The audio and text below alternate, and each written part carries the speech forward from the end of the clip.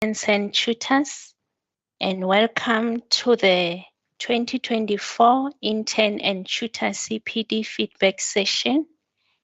And thank you once again for joining us. My name is Tabang Saolela, and I'm a manager in CPD and registration unit. So with me, I'm joined by colleagues from the office and assessors and moderators of Intern CPD entries. So tonight's workshop will be facilitated by the assessors and moderators. And the purpose of this workshop is just to allow assessors to share with you some assessment experience so that you can really understand some of the errors that you are making when you're submitting your CPD entries. And they will also advise you on what you need to do in order to be successful in your CPD entries. So I will encourage you to stay with us until the end of the session so that you don't miss anything. And then please take note of the following. For you to ask questions, please make use of the question and answer function on Teams or comment section if you are joining us using YouTube or Facebook. And this session is going to take us approximately 2 hours. Like I said, we encourage you to stay with us until the end so that you don't miss any information. An attendance register and feedback survey link will be shared with you towards the end of the session. So please make sure that you complete it because that will be used as a proof of attendance. Even if you don't want to answer the questions on the survey, please just share with us your personal details and submit so that we can have your name appearing on our attendance register. And with those few words, I just want to say, stay with us, and we hope you're going to enjoy this session. And I will hand over to Prof. Butler, who will be taking us through the first session. Thank you. Thank you, Tabang. And let me add my welcome to everybody that's out there. Well, it's a leap of faith, sort of accepting that there are people out there, but I believe that you are there and listening in. I'm just going to do a quick introduction to the session tonight. And looking at this overview slide, how is tonight going to be organized? We're going to talk a little bit about the reason behind this session. It's only the second year that we run this particular feedback session. It started last year. And then I will also introduce you to the structure of the presentation.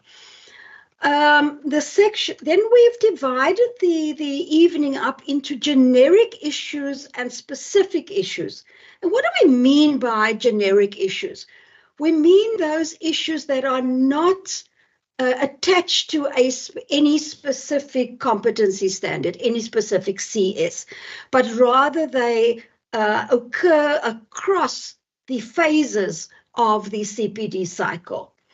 And Maynard Chiwakata will take you through those generic issues.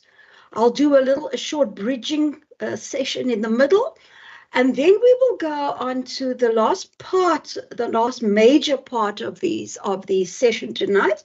And that's where we've picked out particular CSs where interns seem to have problems. Remember tonight that we have two very experienced assessors that are on tonight, and I've also been a moderator for many, many years. So we have a very good sense of which are the CSs that interns struggle with. And so we call those the specific issues tonight, and the assessor, Del Nordia, will be taking you through those problematic CSs. And we'll close off by looking at the way forward, and we'll open up for a question and answer session. And as you know, please use the text boxes. And all three of us will be available to answer questions during the Q&A session. So why do we have this session? If you remember, I'm sure you all remember attending or listening into the Intern Tutor session sometime in February or March earlier this year. At the time when we run those sessions in March, we're very aware of the fact that as interns, you haven't submitted a CPD yet. And so a lot of what we talk about is just really theoretical.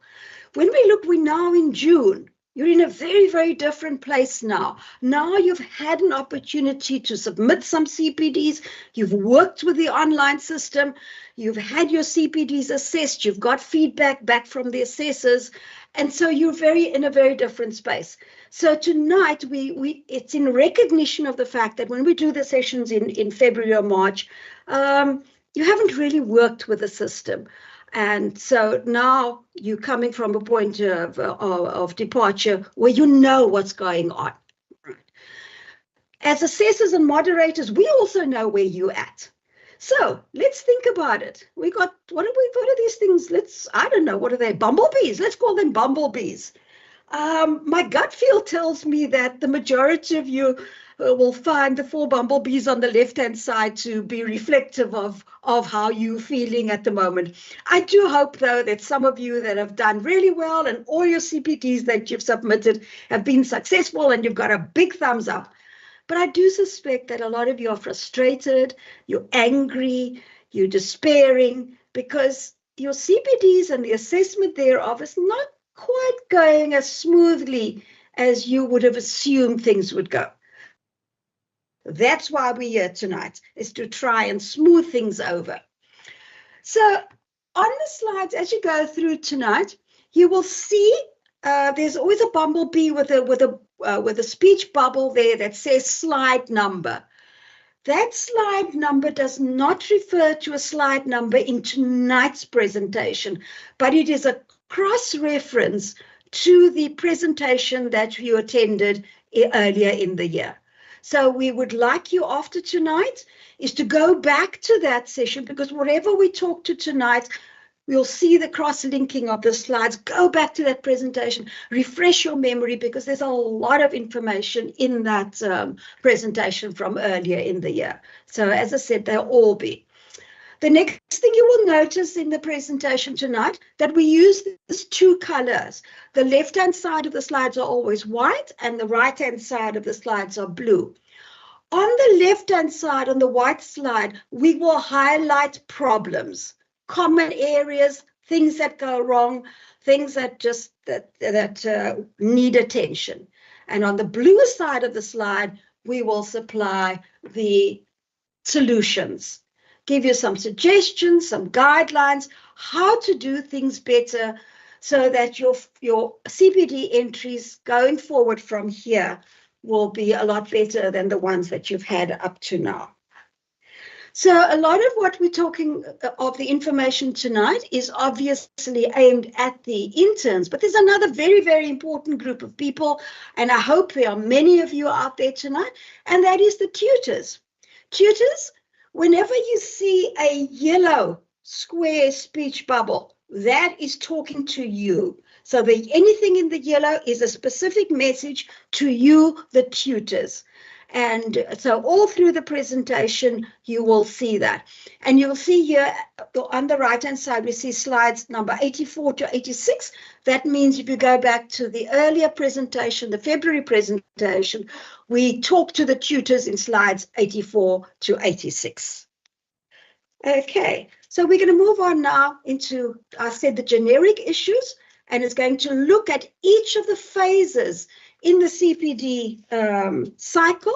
And I hand over now to Maynard, who's going to take you through each one of the phases. Over to you, Maynard. Okay, thank you so much, Prof, and good evening to everyone. I hope you can hear me loud and clear. And so for the, can you move to the next slide? Apologies. Okay.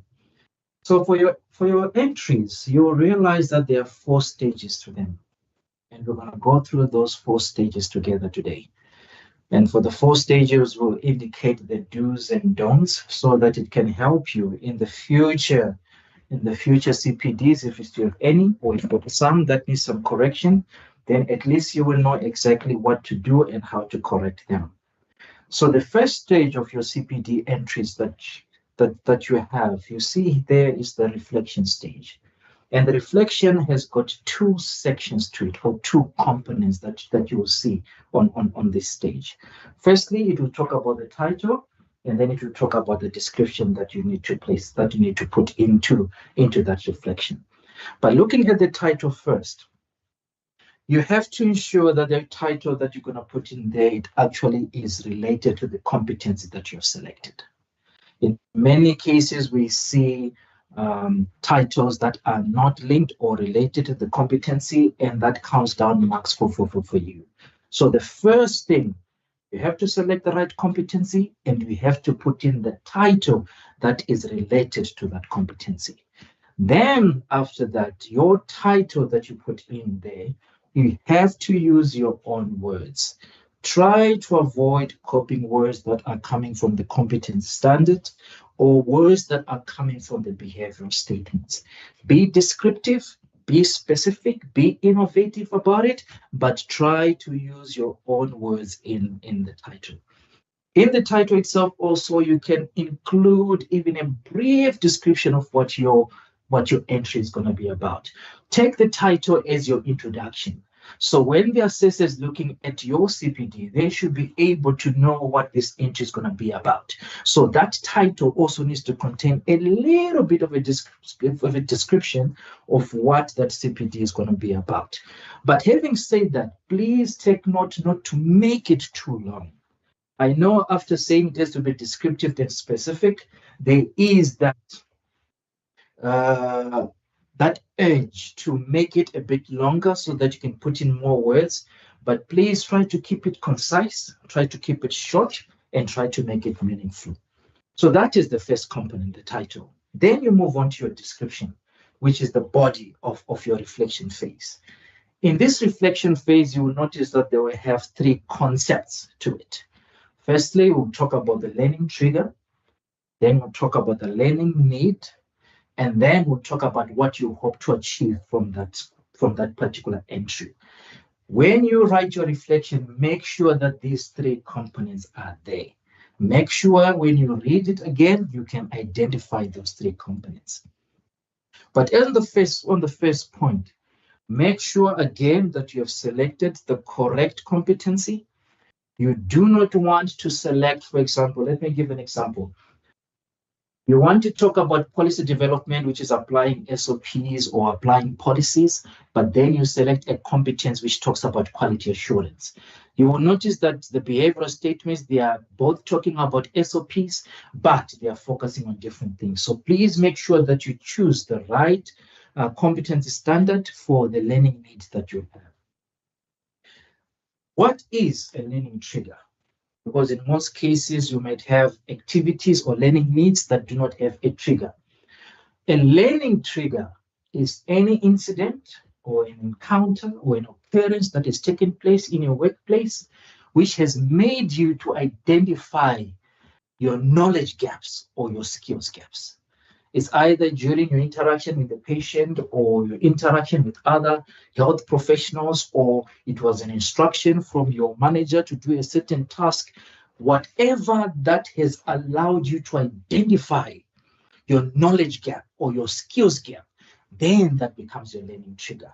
And you have to make it very clear in your reflection what has stimulated you to focus on this particular competency. We have descriptions that do not have a learning trigger. I kindly implore you to avoid doing that. Make sure that you always have a learning trigger put in place. From the learning trigger, then it feeds into your learning needs. Then there you are stating, after identifying your gaps, you are stating what you need to learn.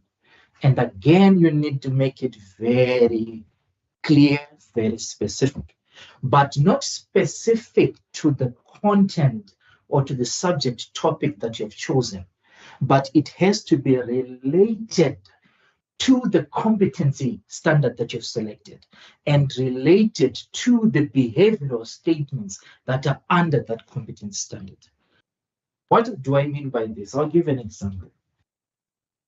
Let's say you have identified that you've got a skills gap in patient counseling. And so you choose patient counseling as the competency that you want to do.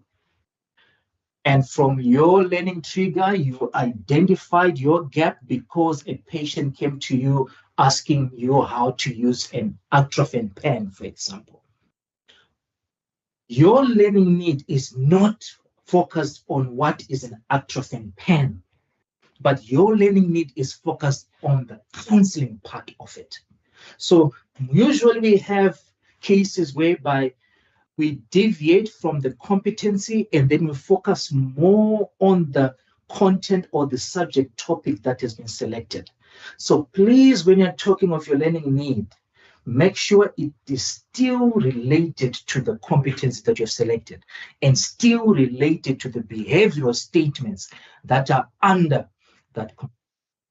And then after that, then you have to state what you hope to achieve at the end of the CPD. So it's almost like you are giving just a brief conclusion of what you expect or what you hope to achieve at the end of that CPD. So if you had selected patient counseling, what you hope to achieve, looking back at the example that I've given, what you hope to achieve is not learning more about atropine pen set. That is not what you're hoping to achieve. But what you're hoping to achieve is to be able to interact with the patient, give proper counseling. That's what you hope to achieve. When you have concluded in those three concepts in your reflection, then your reflection becomes a perfect one. Then from that reflection, you move on to your planning phase. Your planning phase, again, should be related to your competency and should be related to the behavioral statements. The behavioral statements, they serve as a guide to you. They assist you in identifying areas that you are supposed to focus on. When you plan without the behavioral statements, you can go on a tangent and focus on other things. So please make sure when you plan, you first understand what are the behavioral statements under this competency and how do I plan to address them, linking those to your learning needs as well. Because each and every behavioral statement, it has to be addressed for you to be competent. So your planning should incorporate the behavioral statements which serve as a guide for you. Once you know your behavioral statements, once you have identified your learning gaps, you need to do a bit of research. Because definitely if you have realized you lack here, you lack this knowledge, you lack this skill, you need to do a bit of research, which comes the second part of your planning. Which resources are you going to use? Which references are you going to use? Are you going to refer to a textbook? Are you going to refer to journals? Are you going to refer to a policy or to an SOP? So whatever resources that you're going to use, they have to be included in your planning section.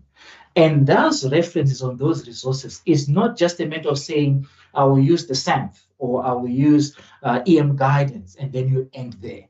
You have to add the chapter that you're going to be looking at, the section in that chapter, the page numbers where appropriate. That is if you are using a book. If you are using an internet or you're obtaining your information from the internet, then you need to provide the website addresses or the website links in your planning phase. In most cases, we have resources that are put in there, but they do not have details. Please try always to make sure that you've stated your resources in full.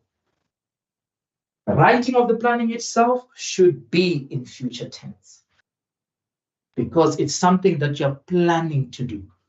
It should not be in the present tense and should not be in the past tense. Because if it's in the past tense, it is already something that you've done. So there's no need to plan for something that you've already done. So your planning should be in future tense. You have to use the word, I will do this. I will research here. I will consult here. So we need to see the word I will as a personal pronoun in your planning phase. So your planning phase, after putting it into future tense, after you've selected your resources, but remember, on the selection of resources, it's not only about stating that you're going to use the SAMF and then you put the details, but you also need to provide your rationality for choosing that particular reference. You need to indicate why you have chosen that particular reference, why you have selected that particular section in relation to your learning needs or in relation to your behavioral statements. So in most cases, we have entries whereby resources are stated in full, but that is as far as it goes. There is no indication of what information you expect to get from that reference and how important it is in relation to what you need to learn. That always has to be included. Please ensure that your planning is not superficial. Try to elaborate as much as you can. Don't make it too general as well. Otherwise, then it becomes insufficient, but put a proper thinking process into it so that it will help you in the implementation phase. So then the next stage, which is stage number 3, will become your implementation. And this is a very, very important section because the implementation has got several aspects to it. But what the implementation really focuses on, it is now focusing on what you have done. You have planned. Now, how did you carry out that plan? The resources that you've read, the knowledge gap that you tried to cover with the research that you've done, how did you put it into practice? What activities did you do? That's where the implementation comes into place. So here, you're stating what you have done. But in everything that you state, which you have done, you have to provide evidence of it, including the resources that you would have mentioned in your planning phase. So in here, what we would want to see, we would want to see the extracts, not the full references, but the extracts that had information that you used in your CPD. So let's say, for example, you wanted to train and educate health professionals about diabetes. So then you use the SAMF, you use the pharmacology textbook. So you cannot put the whole SAMF as evidence, but you take only a portion that is relevant to your CPD entry. So the first part there, you need to provide evidence for all resources that you've mentioned in your planning, and they need to be in your implementation. That evidence that you're going to attach there, it has to be linked to your description. What does this mean? What it means is when you are writing a description and then you say, I've done A, then in brackets, you put the link to your evidence. It assists or helps the assessor when he's reading a certain portion of your description in your implementation, then it assists him or her to link it to the evidence that you have attached. Remember, your evidence comes in as an attachment. You cannot put everything in the description. It comes as an attachment. So that link helps in the assessment. So please make sure that you include links of your evidence to your implementation discussions. Currently, we still have some descriptions that are not linked to the evidence. Please make sure that you always do that. Your description also should be linked to the behavioral statements. Remember, I said the behavioral statements are a guide to you. They guide you on what to do in that particular competency.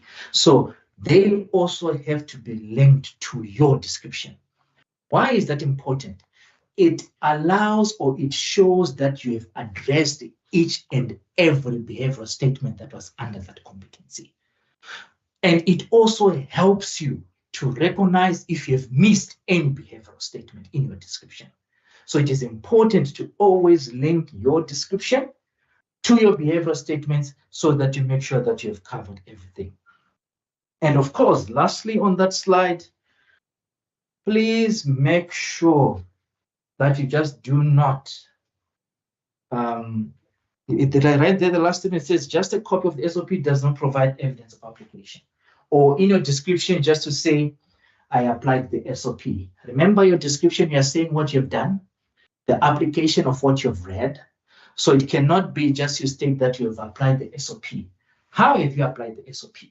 Or you have received a prescription. Then you state, oh, I validated the prescription. But how did you validate your prescription? So in your implementation description, you have to indicate, I validated the prescription by looking at, was the date valid? Was the doctor's signature present? Was the practice number of the doctor available there? Was the dosage indicated? Was the duration indicated? So you have to demonstrate understanding of the process or understanding of what you're doing rather than just saying that you have applied. You have applied a particular SOP or a particular concept. So moving to the evidence itself. Remember, we are still talking about the behavioral statement. I'll always continue to reflect, to link this session to the behavioral statement. Each behavioral statement, you should provide an evidence for it. You should take each behavioral statement as a standalone activity. And that will help you in determining how much evidence you need to gather. What not to do is to have blanket evidences, whereby one evidence can cover the entire competency, or one evidence covers several behavioral statements. That becomes so difficult to assess whether you fully understand all the concepts that are under that behavioral statement or not. So make sure that for every behavioral statement, please provide an evidence for it. Always err on the side of caution. You would rather give us too much than to give us too little. You rather add more pieces of evidence than not to add anything at all. So please, we welcome evidence. We have time to read, we have time to go through that evidence, but of course, relevant evidence. Me saying that, I'm not saying then take the whole GPP and put it as your evidence for me to read through the whole GPP. No, only relevant evidence. Why is this important? When you have added more, one of your evidences can be rejected, either for whatever reason. Maybe it is not even clear, or whatever the reason might be. But even if one is rejected because you've added so much more, you still will remain competent because there's still other evidence that has been attached for your entry. So please add as much as you can in terms of the evidence, but it has to be relevant. Okay, and try to put evidence for as much as you can on each of the behavioral statement. I'm sure you can see there on the left side there, try not to go less than 75% of behavioral statements that are covered. Always aim for 100%, but if you can't do 100%, it should not be below 75% of the behavioral statements that have been covered. Okay. That evidence that you're going to upload, it has to be annotated. Because remember, you can't just put an evidence and not say why that evidence is there or why it is important for your entry. It has to be annotated. The first statement is still repeating what I said, which is on the right. Make sure each piece of evidence is linked to a specific behavioral statements. Okay. And then ensure that the annotation is detailed in it. What does that mean? It means if you are validating a prescription and you've put a particular evidence about the date, you've highlighted the date, you've put in your prescription, which has got a valid date, your annotation should speak to the date and make, if it's possible, even make a reference to a particular regulation or a particular act to say, today is the 25th. Prescription was submitted to me on the 30th. It was still within the 30-day period. to still within the 30-day period as per regulation. Therefore, the prescription is valid. You need to demonstrate that understanding when you do annotate. So it has to be detailed and it has to be neat. Already, I've spoken about you have to show each evidence how it meets the requirements of each behavioral statement. What not to do in your annotation. Please make sure they are not messy. Please make sure that they are not unclear. Sometimes interns, they write annotations using their pen, by handwriting. There's nothing wrong with that. But please make sure that it is clear, it is visible, and it can be read. Otherwise, if it cannot be read, then it cannot be assessed. But others that are more that want to go the computer way, they type out their annotations, which is also acceptable. Whichever way you want to go, it is all acceptable. When it comes to the labeling of your evidence, please try to avoid using ambiguous labeling of your evidence. And try to avoid using letters A, B, C, D. Would rather or would prefer that you label your evidence or you link it or refer it to a particular behavioral statement instead. It helps us and it also helps you to know what you've covered and what you have as evidence for yourself.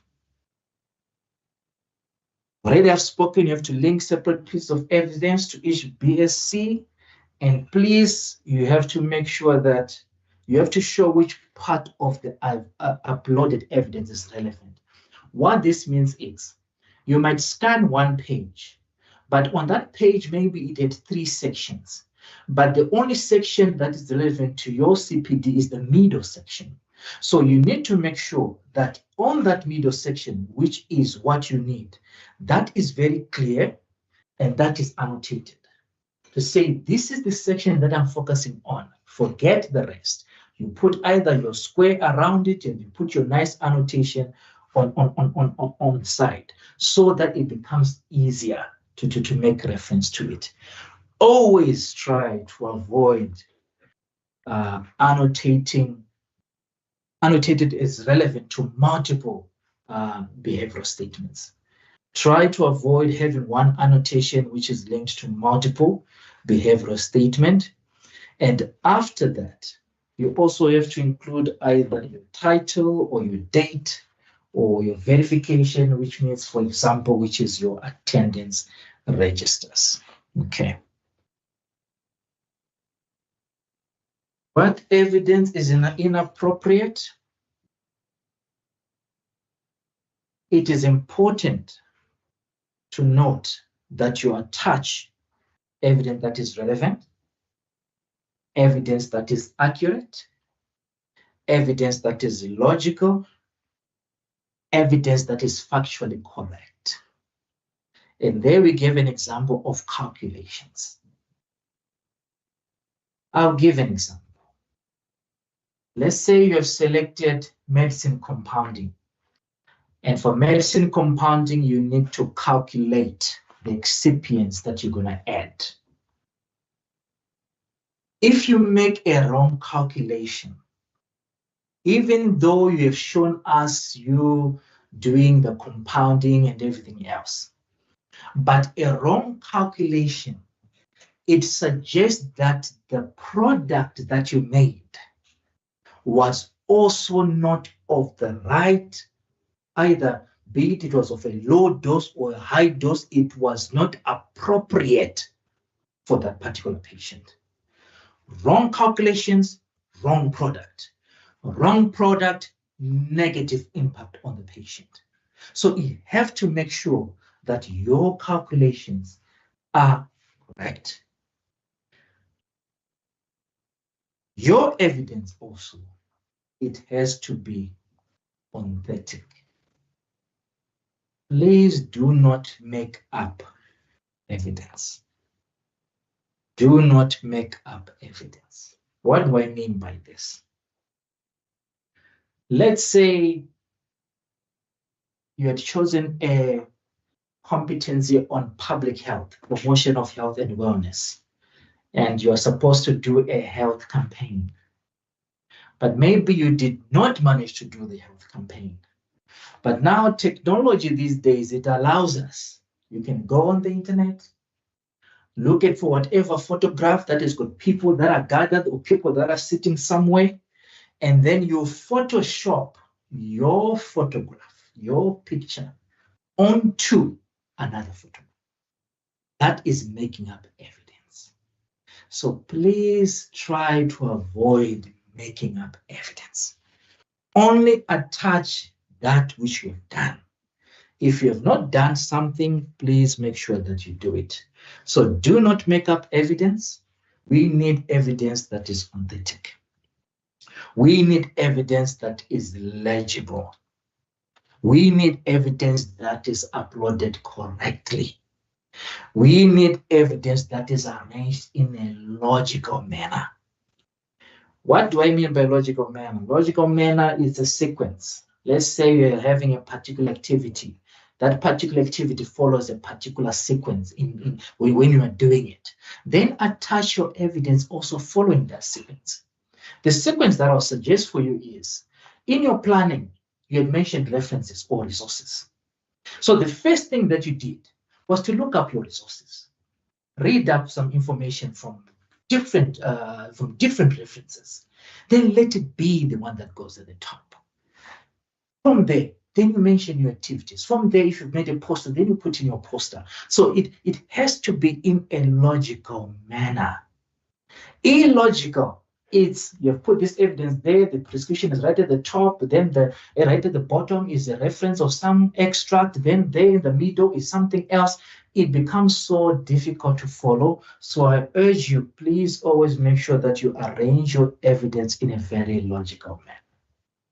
And the submitted evidence, if it is possible, we recommend that let it be one document. Attaching multiple documents is not advised. There is PDF binders nowadays, which is software. You can always put your evidence in a particular order and then you arrange it very, very clearly. Even in that arrangement, please make sure that it is still visible. Please make sure you have not squashed too many things on one page. Sometimes the evidence that is put in there is squashed in one page that you cannot really see the words anymore.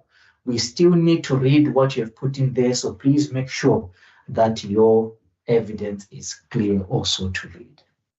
Then we move on to the last section, which is your evaluation, which is stage 4. Your evaluation has got 3 or 4 concepts in it. But firstly, you have to state or to indicate what you have learned. What you have learned. You have to state what skills you developed, if it was a skill that you wanted to develop. That is number 1. Then secondly, you need to indicate how it has influenced you in your practice or how it has impacted your practice. Because I'm sure if you've learned something, it makes a certain change in your behavior as a pharmacist. And you have to explain these things. It's not just a matter of making one statement and then you leave it. I'm sure for those that might have received some feedback from assessors, you might see a statement that says, you have over-summarized. Kindly elaborate. Kindly explain further. Please add more information, because we need to understand what you've learned and how it has influenced you in your practice as a pharmacist. And then from there, we also need to understand, or you need to evaluate on how you have applied your new knowledge or your new skill in the workplace. Here you have to describe a specific example where either you have used that skill or have used that knowledge. But in this case, there's no need for evidence. But again, it has to be detailed enough for us to see that truly you were able to apply the knowledge or the skills that you had developed. It has to be a different scenario from the one that you'd have presented in your implementation. A different scenario. So it cannot be the same scenario. In this case here, let me say this. If you had done, let's say we had done policy development, you were applying an SOP, and then you are doing receiving of medicines in your pharmacy. In your implementation phase, you described how you received CPD, for example. And then in your evaluation, you make it also be about receiving. Remember, the entry is about the competency, not the subject topic. So if it is about applying SOPs, your different scenario does not really have to be about receiving, which we've spoken about also. But it could be any other task that you performed which required you to apply an SOP. Then that would demonstrate that you were able to recognize that this entry is about the competency standard and not about the subject topic. So most of our evaluations, if someone was talking about receiving, the other example that they'll give is about receiving. If someone was talking about compounding, the other example that they'll give is about compounding. If someone was also talking about patient counseling or whatever it may be, or giving atropine, the other example now might be glucagon, or whatever it may be. So please feel free, just understand what the competence standard is talking about and be able to give a different scenario in this case. And this scenario should have occurred after your implementation scenario. Please, it should have occurred, which means it's in the past tense. Do not include scenarios that you will participate in, which we have seen in a couple of times. A person has spoken about a health campaign. They did a health campaign for TB. And then in their evaluation, they'll say, as an application, I will also participate in a HIV campaign. So it cannot be what you will do, but it is about what you have done already as a different scenario. Please try to avoid giving vague statements. There's a good example there to say I was able to do it again. That is not a right statement, because what is it that you're able to do it again? What is it that you're able to do again? Would need to know exactly what you were able to do again. Give detail, give context. Feel free to write as much as you can.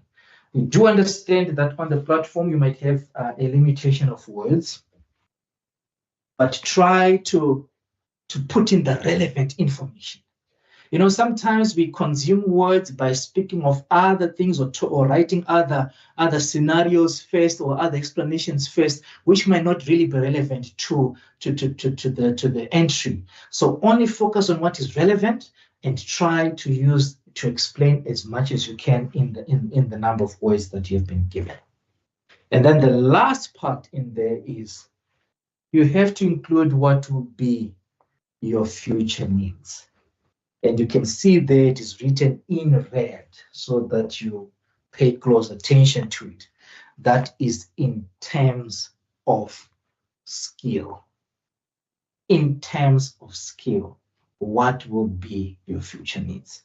So some points there under evaluation, you should not refer only to activity undertaken, which is what I've spoken about, and what you are indicating should be relevant to the competency standard or related to the behavioral statements.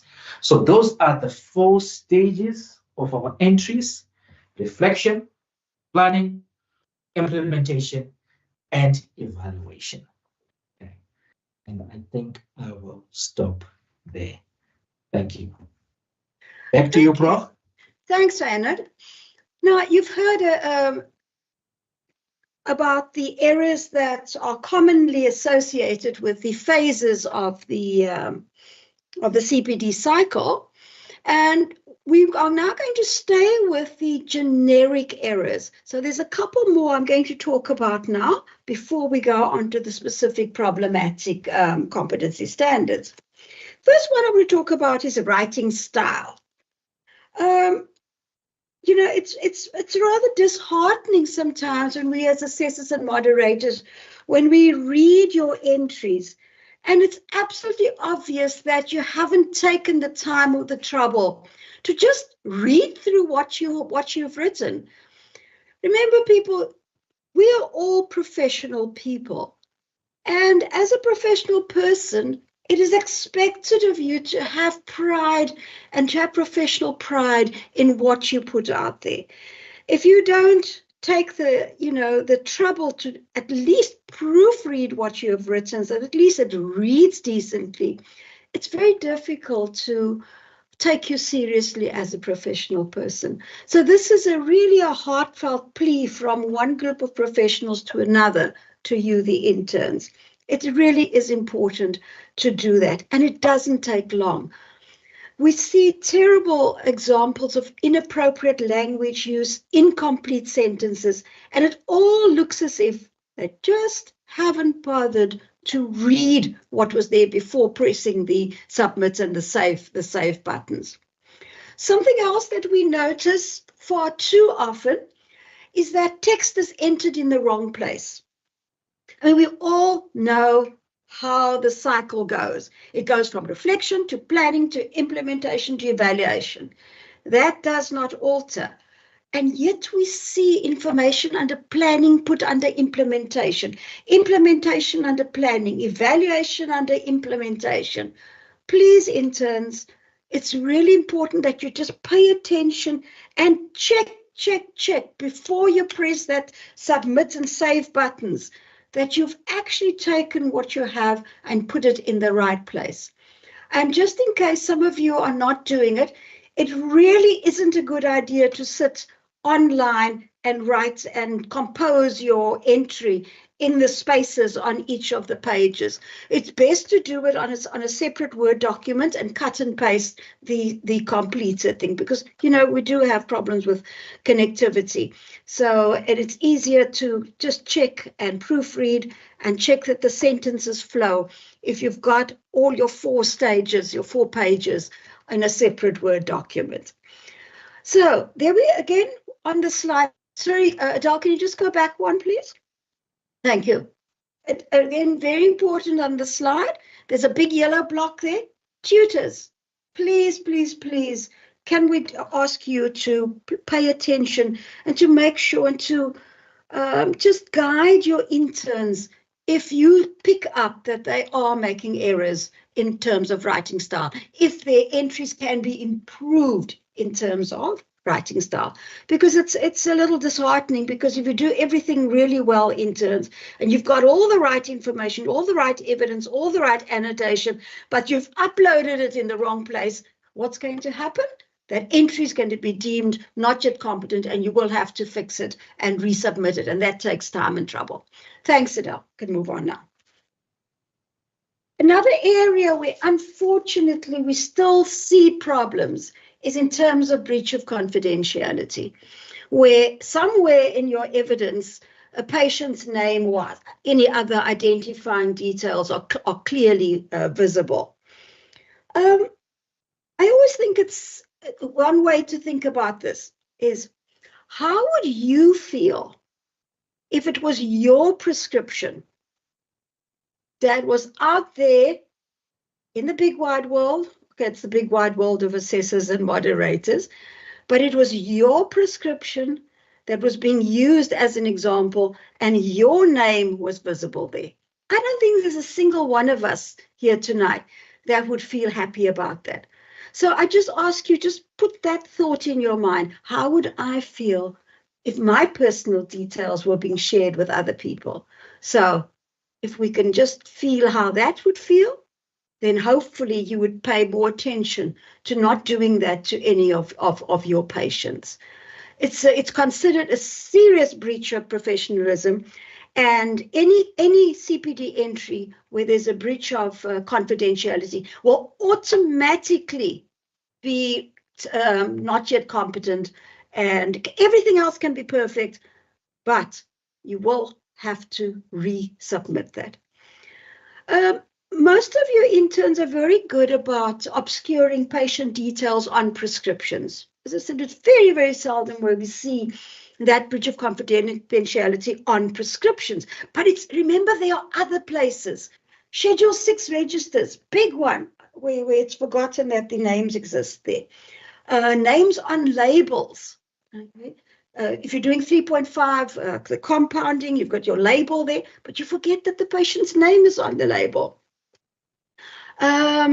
Photos, signatures, etc., etc. So while, as I said, everybody's very good about obscuring patient details on prescriptions, remember all the other places where patient details are also visible. And then also just do a double check. Sometimes if you are converting a document to a PDF, if you've used a block, if you've put a block over a patient face, sometimes those blocks tend to move. So just, do a little check and make 100% sure that no patient can be identified. And just to check again, there seems to be that people think that they have to obscure prescribers' names or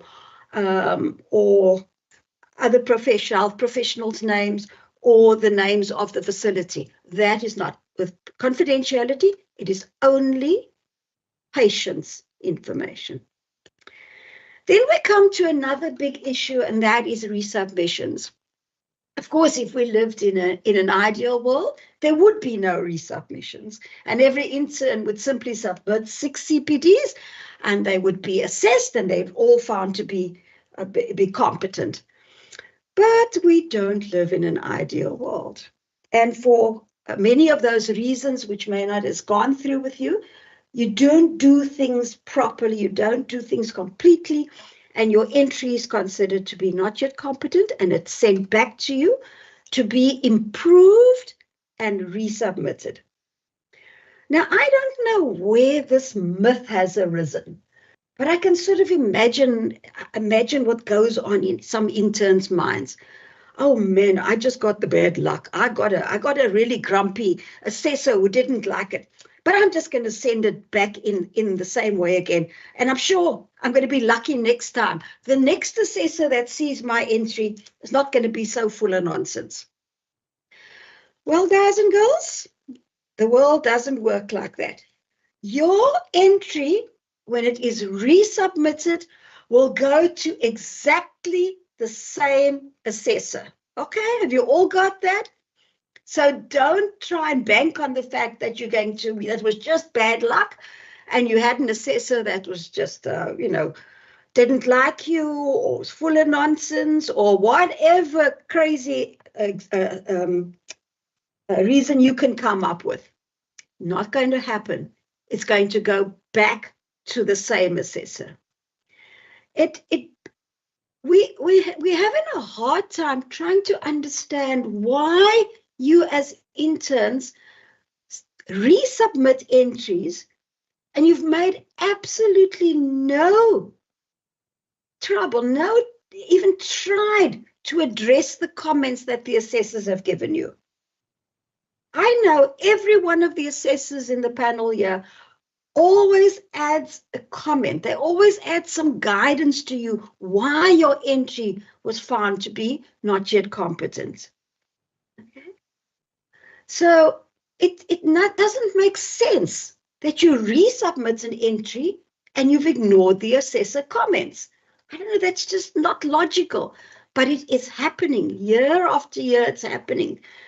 And we do not understand it. So, try and take this big misunderstanding away and don't do it, please.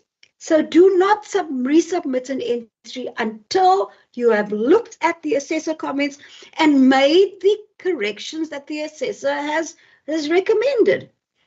Now, when you have to rework a submission, either you can fix something, okay, or the assessor might have pointed out that your entry is so far off track that you cannot fix it and that you have to start again. So it's very important that you need to decide based on the assessor comments whether your entry needs amendment or if it needs replacement. So, for example, if you were put in an entry where you were teaching your colleagues about something and you wrote that up as a 6.1, you can't fix that. You have to rework it because you have chosen the incorrect competency standard. 6.2 is the one. Okay? You have to fix it. You have to do another entry using the correct competency standard. Let us take another example. Let's say you're doing 3.5, compounding. And, oh, no, let's take a 1.1. You're doing a public health campaign. And your assessor has told you that you have not provided evidence that you have actually interacted with people, with the public. Now, you cannot fix that. And many interns try to fix that. They say, oh, well, the assessor wanted an attendance register, and so I'm going to create an attendance register, and I'm going to put in the same activity with an attendance register. Now, come on, people. You can't do that. That happened in the past. You can't simply add an attendance register to an event which took place in the past. That entry has to be scrapped, and you have to start off with a new entry. Okay? And the assessors are very astute. They will pick that up. Don't think that these things will pass by. There are times where it is simply something that has been omitted, where you can add the omission. It's usually around annotation of evidence, where you can, if your evidence is good, but you haven't annotated it sufficiently, that's the kind of thing which can be amended and you can resubmit that entry. But please, there are many times where the errors that you made are so severe that they cannot be fixed and that you have to start again. Okay. And remember that each resubmission, it is assessed. It's not assessed in terms of what you submitted the previous time. It's assessed as a standalone, okay? So when your resubmission is assessed, they will look again at, the assessor will start to look at your title, look at your reflection, etc., and take it all the way through. So it must stand alone, and that is how it has been, it will be assessed. Tutors, a special plea to you as well.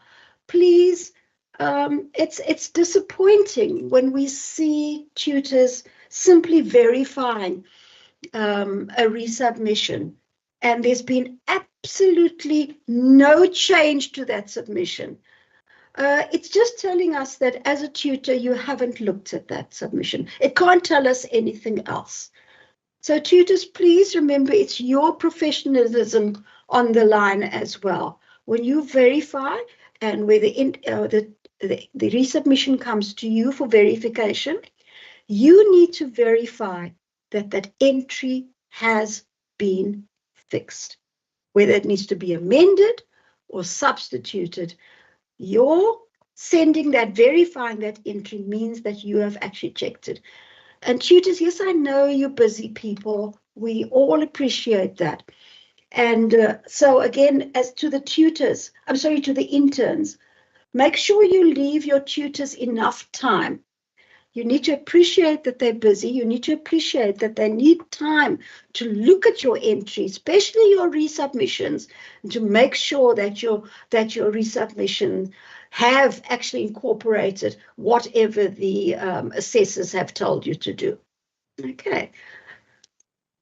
Right, so that ends sort of some of the other generic issues. And we're going to move on now to look at problematic competency standards.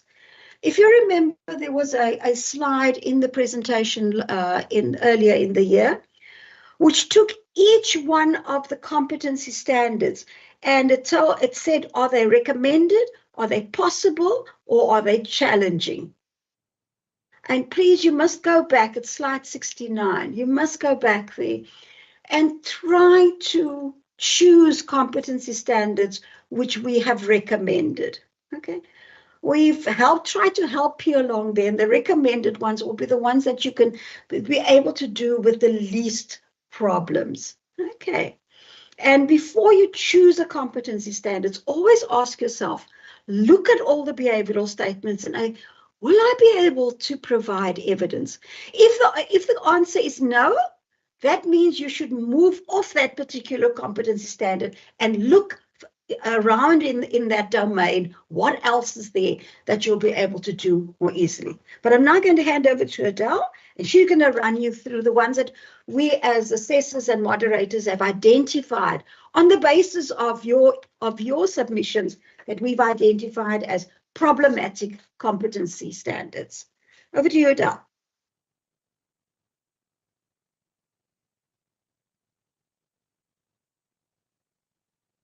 Adele, are you there?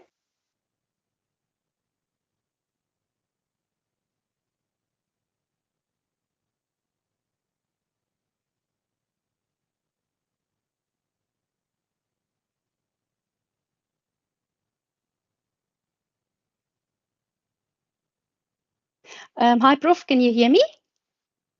Yes, I can. Sorry, my apologies. I'm sharing the presentation, so I can't see I can't see my microphone. But thank you. Good evening, colleagues. I'm going to take you through the last part of the presentation, and I'm going to talk a bit more about things that my colleagues already have spoken about. And we are going to look at individual CPDs that we as assessors and moderators see that you have some difficulty with as interns. So the first one that we have identified was domain 1, and especially competency standard 1.1. But if we talk about domain 1 firstly, it's very important to look at go into your manual and look at what is this domain about. And there you will see that this domain is about public health. It's about the larger community. It has to benefit the community out there, the larger community.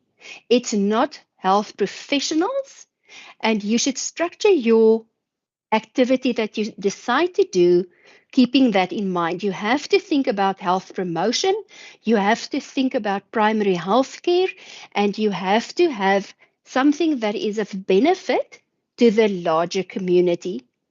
And if you see on the blue side, if we talk about a health campaign, we sometimes find that interns select a topic that they find interesting, but it's not something that is of interest to the community or to their audience.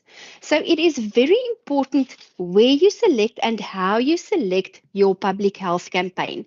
First of all, you have to show us how you identified this learning need. Why is this information important to the public? So don't select somebody that's convenient for you. Select somebody that really needs this information. I have an example. There was one intern, there was a increase in cholera or bilharzia, and they had the lab results, and they did a whole community outreach about bilharzia and water and how to clean the water, and it was very important for that community. So it's very important to look at the community need, prepare the type of intervention that would be of most value to that community, show us how you did the intervention, and also show us that your intervention was successful and how it was successful. So we need some kind of feedback in this health campaign to show us that it was really important to the audience. It was the community's learning need. It was something that they needed to know to improve the community's health. So there we go again onto 1.1. So please ensure that this is not individual patients. We sometimes see that interns put up a poster at their dispensing counter, or they put up a poster in a hallway, and then they say, this was my public health campaign. That is not a public health campaign, and that will not be acceptable, because we need to see how you did an outreach to the bigger community. So if you look on the white side, it's not individual patients or colleagues. It's not a randomly selected audience. It has to have relevance to your audience. And please, especially interns working in institutional pharmacies, it's not group work. It's not a group campaign. We sometimes receive photographs and there are 5 or 6 interns standing in front of an audience and they say, I presented on this. Please don't do that. Only submit your own activity. Only submit what you did. So show us how you interacted with your audience. Show us the poster you presented, or show us the information that you presented. Did you do handouts? Did you have posters? Provide sufficient evidence to show us who attended.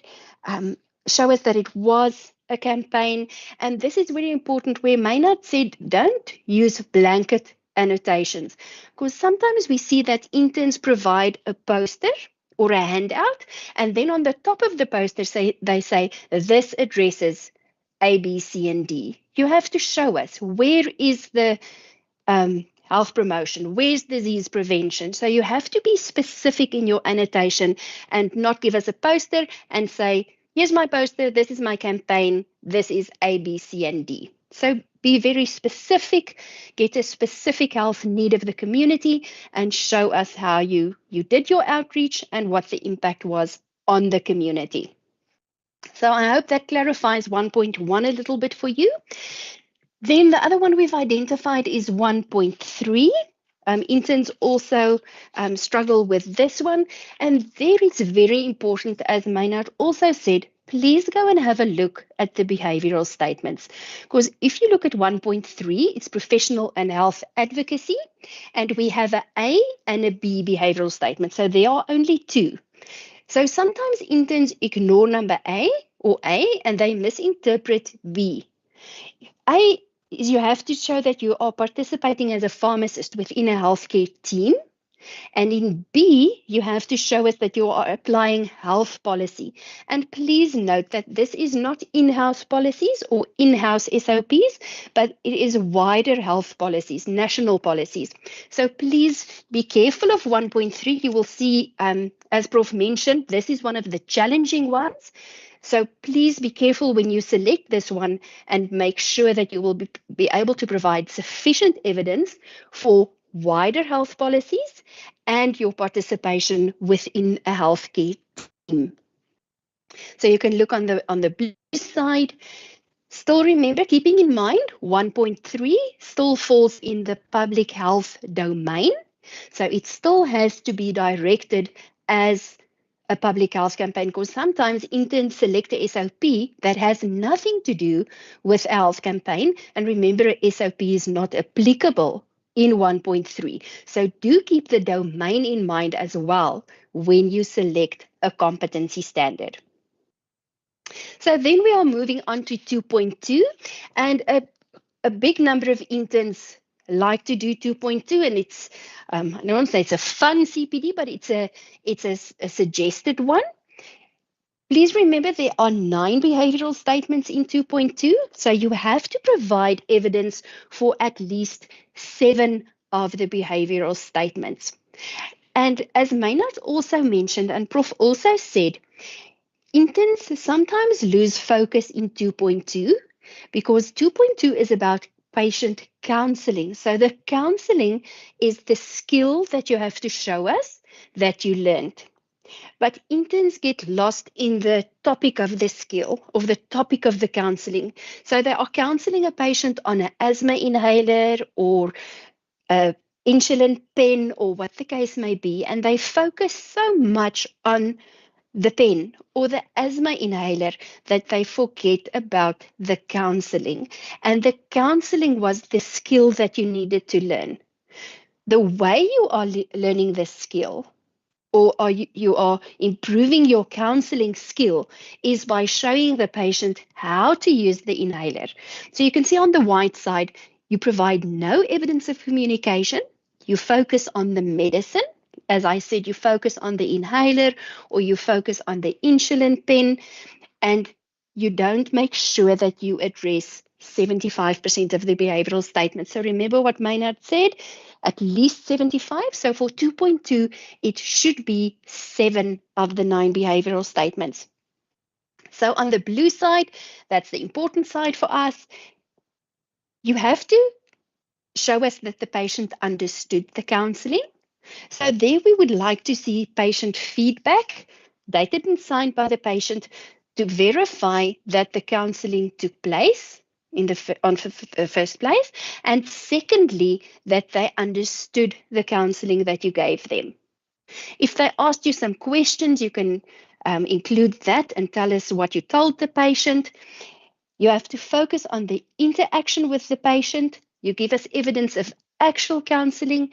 And at this CPD, a lot of interns fail to provide sufficient evidence of the actual counseling, and they provide photographs.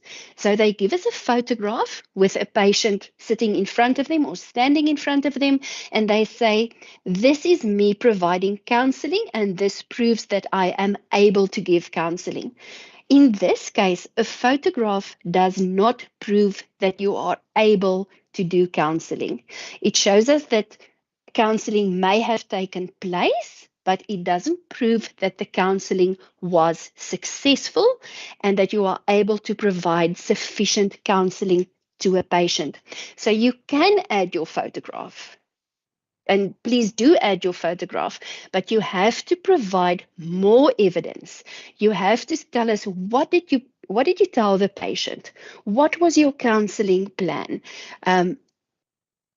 How did you make sure that the patient understood this information? So you can see it's a lot more than just telling us, this is what I told the patient, and here's the patient. You have to prove this.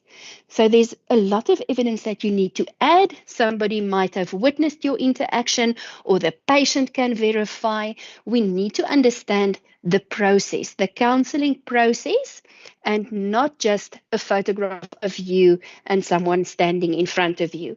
I hope this makes sense to you, that we need some verification of the actual counseling that took place and not just the interaction. Now we're talking about 2.6, and as you know, that is our pharmacist-initiated therapy, and a lot of interns select this one. And as you all know, I hope most of you have done this, we need to have our patient history. If you go and look at the behavioral statements, and it's very important to constantly look at your manual and to constantly look at your behavioral statements. So first of all, if we look at behavioral statement A in this case, it says assessing and treating a patient based on objective signs and symptoms as guided by relevant legislation and within your scope of practice. So just by looking at the first one, we are talking about a patient history, we are talking about signs and symptoms, we are talking about legislation, we are talking about scope of practice. So you can see in that one behavioral statement, there's a lot of pieces of evidence that you would expect to find in this activity. So for the patient history, we want to see, what did you ask the patient? What did the patient respond? And please do not only put a dialogue in. If you have a patient assessment sheet, have the questions, have the answers, and provide the responses that you received from the patient. Include the discussion of your evaluation of the history of the patient. Why couldn't he use this medication? Why is this appropriate?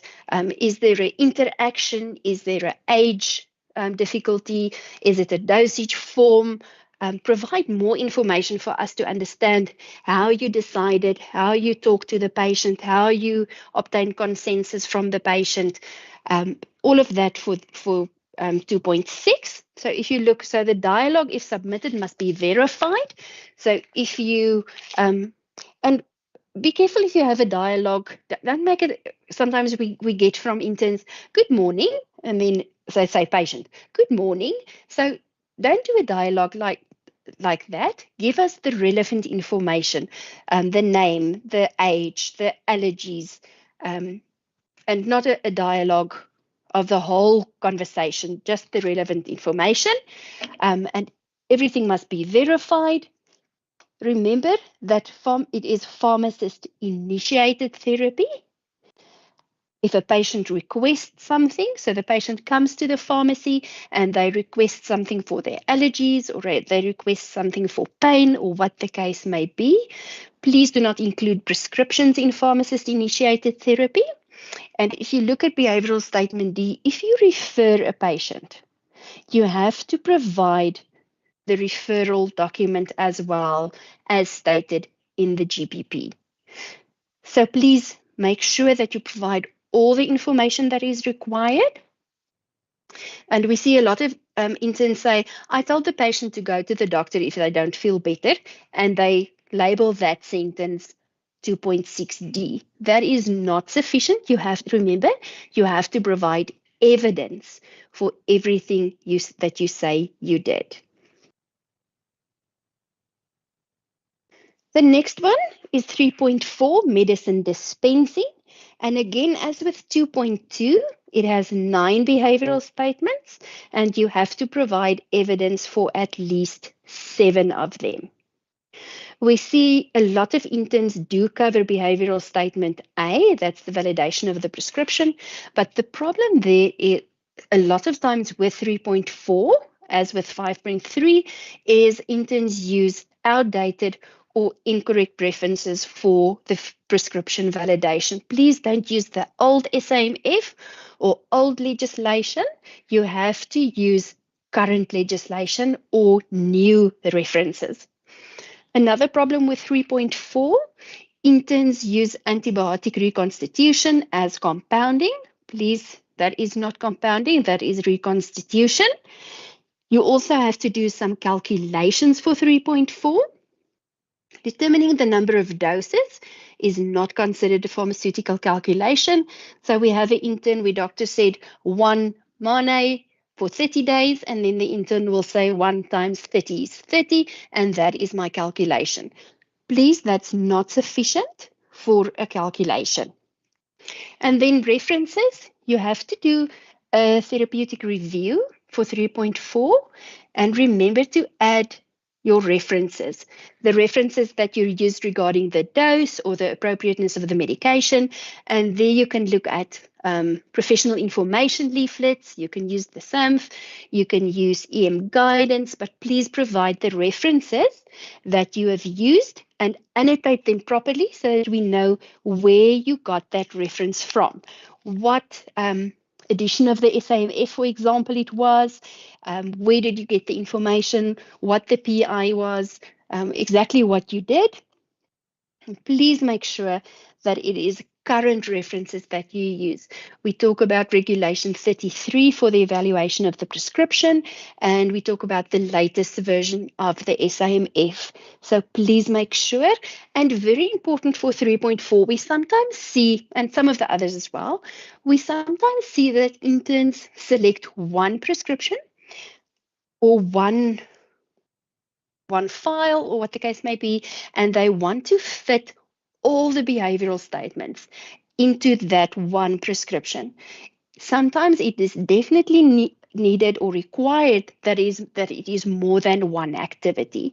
It should be more than one prescription or more than one action, because if you look at the behavioral statements, you might have for 1 or 2 of the behavioral statements, there's a prescription that do not have any calculations, you do not have any extemporaneous, but you need to add a second prescription where you do have calculations and you do have extemporaneous. So please see it as a standalone, and it might be necessary to add more evidence or more prescriptions. So that is very important for you to remember. You cannot make one prescription fit into everything. You have to make sure that you add more evidence if the one prescription doesn't speak to some of the behavioral statements. And that's also very important for 5.3. We will get to that. We are now talking about compounding. That's another one that interns like to select. But the problem with 3.5 is there's only one behavioral statement. And because there's only one, a lot of interns think it's a very easy competency standard to select, because you only have to adhere to one behavioral statement. But that is not the case with 3.5. With 3.5, the compounding process, there are so many aspects that you have to adhere to from the start, receiving the prescription, up to the end, the labeling of the final product. So there are so many things that you have to keep in mind, that this is not an easy one to select because there's only one behavioral statement. What interns also do is, if you look at the behavioral statement, it talks about pharmaceutical knowledge and applying your pharmaceutical knowledge. And a lot of interns ignore that. They only make the compound and they do not address pharmaceutical knowledge or the application thereof at all. Another very important thing is a missing or an incorrect expiry date. And I'll talk about expiry date when we get to the blue side. And we also see sometimes that we don't see the actual compounding process. We see the prescription, we see the ingredients, and we see a final product. We don't see the in-between steps and the SOP that was followed and the various steps within the SOP that constitutes the compounding process. So we want to see all the steps. As Maynard also mentioned, incorrect calculations, which leads to overdose, underdosing, or incorrect mixture. So that's also very important. And we see submissions without any guidelines. There's no GPP, there's no SOP, there's nothing to guide the compounding process. Remember, if you want to learn how to do compounding, your tutor will probably tell you the pharmacy has a SOP. So then we would want to see the SOP and how you learned to follow all the individual steps within that SOP. So that is very important.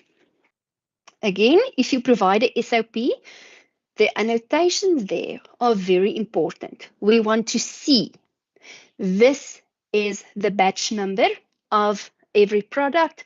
This is important for batch traceability. This is the expiry date of my product. This is the ingredients. This is the steps I followed. This is my calculation. So we want to see everything, and you have to show us. You have to direct your assessor to every step to show him, I looked at this. I looked at the expiry dates. I looked at the batch numbers. I made sure of this. I made sure of that. The GPP says I should have a separate compounding area. Here is my compounding area. The GPP says I should have all my apparatus before I start. Here it is. Show us how you are following the SOP and how you are doing all of these things. Very important with your compounding is your expiry date. If you look at Regulation 3.1 of the Act, the Medicines Act, it clearly states that the expiry date of 30 days should be allocated to compounding products. If your institution has, for some reason, a longer expiry date, you have to comment on this. You have to provide a reason or state why this is acceptable. Do you have stability testing? Do you have authorization? Why are you not following the guidelines, or not the guideline, the regulation, the law? So that is very important, the expiry date of your compounded product. You need to show us all the steps, as I said. We want to see all your calculations, and we want to see your annotated guidelines. We want to see your final labeled product. We want to see that the label adheres to legal requirements. So there you can see that there's a lot of things going into 3.5 that you have to include to be successful. Now we're talking about domain 4, and interns usually select 4.4 or 4.6, but in this case, it's very important for you again to go to your manual. The behavioral statements are very clear for 4.4 and 4.6. And a lot of interns select 4.4, but they actually wanted to do 4.6. If you look at 4.4, it says participating in the update of a SOP and attending training, assisting with procedures and processes that ensure quality, and working according to the approved document. On the other hand, we have 4.6, and if you look at that behavioral statement, it's applying SOPs and applying policies. So you can see there's a big difference in the behavioral statements of these two. So 4.4, as I said, deals with quality assurance, and it deals with the updating of SOPs and getting it approved, the training, and a detailed document management system. On the other hand, we have policy development, and there you have to show us how you apply a SOP. So as I said with the compounding, if you select the SOP, you cannot select one step in the SOP, show us how you applied that one step, and then you applied a SOP. You have to show us how you follow all the steps in the SOP to show us that you can apply a SOP. The same with a policy. Remember, a policy and a SOP is not the same. And remember the other thing, and we stressed that in the first workshop as well, the GPP is not a policy. Please go to your manual, your intern tutor manual, and there's a list of policies that you can apply in your pharmacy. So please go and have a look at that, and you have to apply it in your policy and your SOP. So I hope that provides some clarity to you that you have to apply a whole SOP and you have to find a policy that is not the GPP. The list of policies is in the manual or in the GPP as well, and apply a policy. So please have a look at that and decide which competency standard you want to do in domain 4. 5.3, you know, this is the compulsory CPD for all interns, so everybody needs to do this. It's very important with 5.3 that you don't get stuck in Schedule 6. We see a lot of interns when we get to the title will say dispensing a Schedule 6 prescription.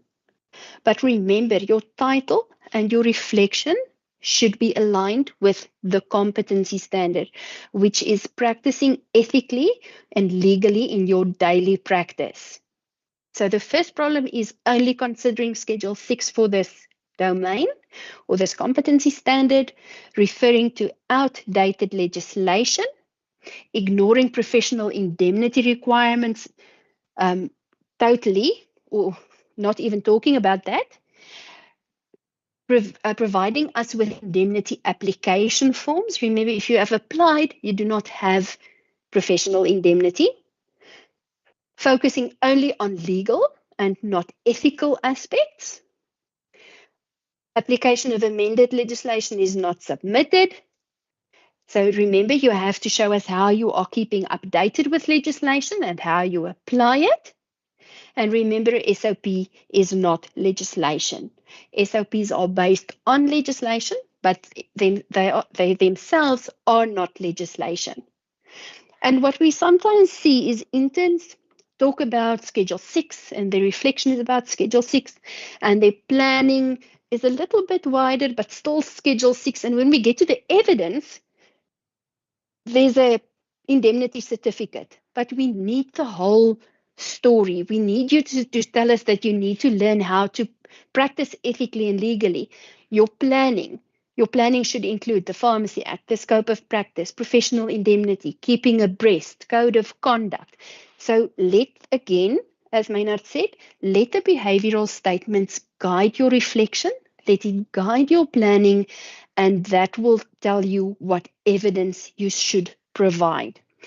So if you look on the blue side, you need to cover more activities than only Schedule 6. Ensure that you use current legislation. We're still seeing the old SAMF for prescription evaluation. We sometimes still see the old regulations, regulation 28 instead of 33. Provide your evidence and explanation of your current indemnity insurance. Why do you have indemnity insurance? Why is it important to have indemnity insurance? Please remember, according to GPP, your indemnity cover should be in your own name and not for the hospital. You have to refer to code of conduct and don't include the whole code of conduct. Tell us which principle within the code of conduct you are adhering to and show us how you are adhering to that code of conduct principle. And then amended legislation should be new. So for keeping abreast, tell us how are you keeping updated with legislation and how you have applied the legislation. And please, again, as we said, a SOP is not cited as legislation. So I hope you have a better understanding of 5.3. You have to think a little bit wider of Schedule 5 and 6. And remember, it includes your scope of practice, the Pharmacy Act, the Medicines Act, Code of Conduct, GPP. There's a lot of things that should be included within this submission. The last one we're talking about is domain 6, and there we have 6.2 and 6.3. So remember, we said in the initial workshop that 6.3 is more applicable to academic interns because that should address formal education of pharmacy students. What that implies, it should be an undergraduate module, a subject that undergraduate pharmacy students have, where you assist with formal education of pharmacy students. It is not a pharmacy student that works in your pharmacy that asks you a question. It's formal education of students. So colleagues will not be acceptable for this. And evidence of the course and the module where this training fits in should be included in this activity. And therefore, we are saying 6.3 is more applicable to formal education, and therefore it might be easier for academic interns to do 6.3. On the other hand, 6.2, that can be done in the pharmacy where you train pharmacy staff, colleagues. But very important, you need to ensure that you have your training plan or your teaching plan. Provide the teaching plan. And a teaching plan is not, it will be done on the 6th of November in the pharmacy. We want to know how the training is going to be structured, what you are going to do. We want to see the guidance you received from an experienced colleague. We want to know what they guided you with. Who are they and how did they guide you? We want to see the teaching and the training material that you developed. And again, very important, go back to the behavioral statements. Because we do see that interns struggle with the behavioral statements. The first one says, teaching effectively according to an agreed training plan with guidance from a more experienced colleague. So we would want to see your training plan and how you trained according to that training plan. We want to see who assisted you and what did they assist you with. The next one, performing a self-assessment and identifying your own learning needs. Interns struggle with 6.2b because they provide an assessment of the attendees. What did the attendees want to know, or what were the skills that the attendees wanted to improve? Remember, it's your learning need. You need to learn to provide education and training. So please, your self-assessment is your own. You do your self-assessment before you provide the training to determine your own learning need. So that's very important. So go and read the behavioral statements and provide us with a training plan, the guidance, your self-assessment about your learning needs. And if you want to do a self-assessment about the content of the training, that's also fine. But we need to see What was your learning need with relation to providing education and training? So there you can see your own learning need must also be submitted, and we want to see the learning activities like the quizzes, the role play, the poster, whatever you decided to do. And then you should also tell us if was the training successful? Are you now able to provide education and training? So that is very important. If the training was done, did the audience understand the information? Are you now able to provide education and training? Or was your learning need successful? Maybe somebody can verify. So that is also very important. And remember, this domain focuses on education and training. You remember what we said about the counseling? The counseling is about the counseling skill and not the inhaler. The same with this. This is about the training skill and not the topic of the training. So if the training was about a new product on the market, your learning need was to learn how to provide education and training on this new product. I hope this makes sense to you, because always remember to go back to the competency standard and the domain, and remember that is your learning need. And then I'm sure you will be successful. So what is the way forward? As Maynard and Prof and myself now have said, please read the entire competency standard very carefully. Then use the behavioral statements to guide you, to structure your planning, to decide on what evidence is required, and to know what you should do. Consult both presentations for more information, and then you can start doing your activity. And the last thing we will then do is pay attention to the feedback. If you submitted and you are not successful, pay attention to the feedback and then resubmit if it is necessary. But hopefully after this presentation and after all your questions have been answered, there will be no more resubmissions. So to encourage the way forward for our tutors, please, there are 6 more opportunities for interns to submit their CPDs this year. But I'm sure the interns would like to do it as soon as possible, because you have to write the pre-registration exam.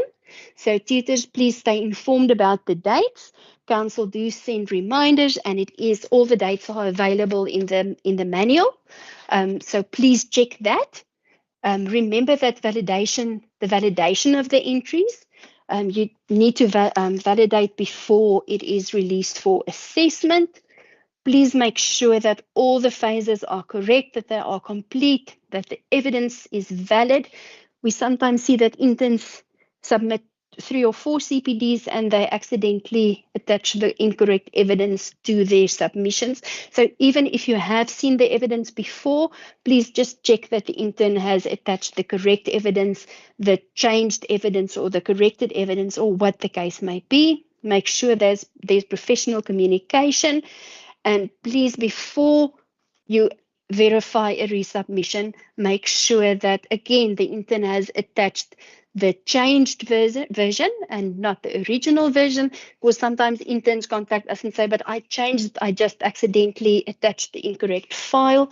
So please, tutors, if you can be the block or the gateway for the correct evidence to be submitted, that will really assist the interns as well.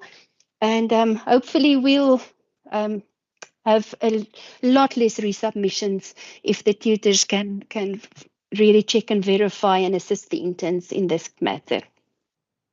The pre-registration exam, Tabang, I don't know if you want to take over from this and just talk to the interns about the booking dates and the exam opportunities, and then we can go on with the questions. Okay, thank you, Adele. Okay, now we're going to deviate a bit from CPD, and then we're going to look at the pre-registration examination and the booking dates. So this information is very much important as well. And intern should take note of the open bookings, that is those dates That's when the bookings will be opened under the first column. So for the pre-registration examination that is going to take place on the 6th and the 7th of August, the bookings will be opened on the 25th of June, and it will be closed on the 9th of July 2024. So remember, there are minimum requirements that must be met for you to be able to book for the pre-registration examination. Just make sure that you meet them, because if you're not, you might not be able to do the booking. And then we're also having what we call the late bookings. With the late bookings, there will be a penalty here for booking late, but the bookings will be opened on the 10th of July and it will close on the 24th of July 2024. So I will give an example here. We will be releasing Intern CPD results on the 22nd of July. So this means that interns who are going to meet the CPD requirements to sit for the pre-registration examination on the 22nd of July will be affected by the late booking penalties. Therefore, they will have an opportunity to book, but at the same time, they will have a fee to pay for booking outside the normal booking dates. And then there is also the exams on the 22nd and the 23rd of October 2024. This will be our last exam for the year. And then the dates are also indicated there. So on the right-hand side, there is an important notice for interns there. It says all exam bookings must be done online before the closing date. Late booking fee will be charged after the closing date. So once the bookings are closed, unfortunately, there's no way the system could be opened. So just make sure that you take note of those dates to avoid any disappointment. And I think this is our last slide for tonight. We will move to question and answer session. Thank you. Thank you, Tabang. Our first question is from Alicia. I have a question regarding the proctoring system when writing the pre-examination. Why does this system flag me red when I go to use EM guidance on my laptop? Any feedback regarding this matter would be very helpful.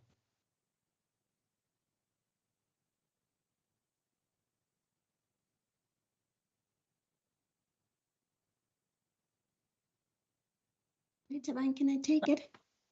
Thank you, Megamu. Thank you, May.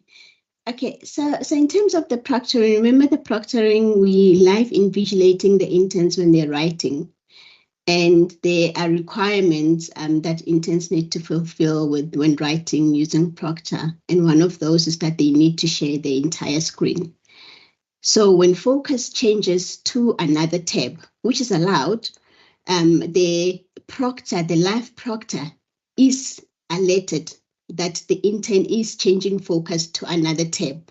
And they need to then check what the intern is searching for on that tab to see that the intern is searching for recommended reference materials, and the intern is not searching for answers or typing in questions looking for answers. So although it will have that flag on you, it is made that us as proctors, we are able to then track when an intern is then shifting focus to the actual exam platform, opening another tab, so that we can always keep track of what the intern is doing throughout the examination. Thank you. And that will not penalize the interns. Thank you. Thank you, Kamal. With my CPD, the assessor never indicated if I could fix my CPD or needed to do it over. This made me question the CPD entry, and the tutor didn't or couldn't help according to the assessor's feedback. I had to figure this out on my own. This is something where the assessor should give feedback but also indicate.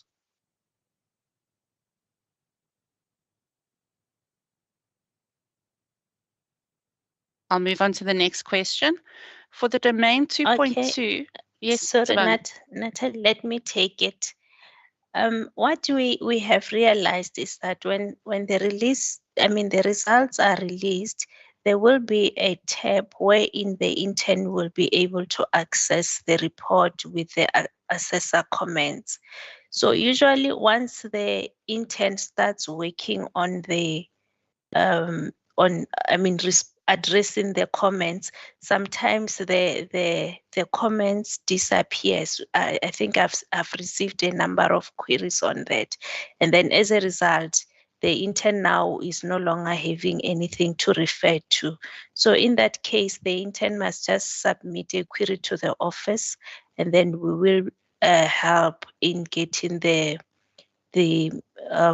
assessor comments being made available so that they can be able to respond accordingly. Thank you. Thank you. For the domain 2.2, it said we need to have a dialogue of the consultation. Does that mean we have to type the conversation, like how it went? Please elaborate on how it should look or what should be included in the dialogue.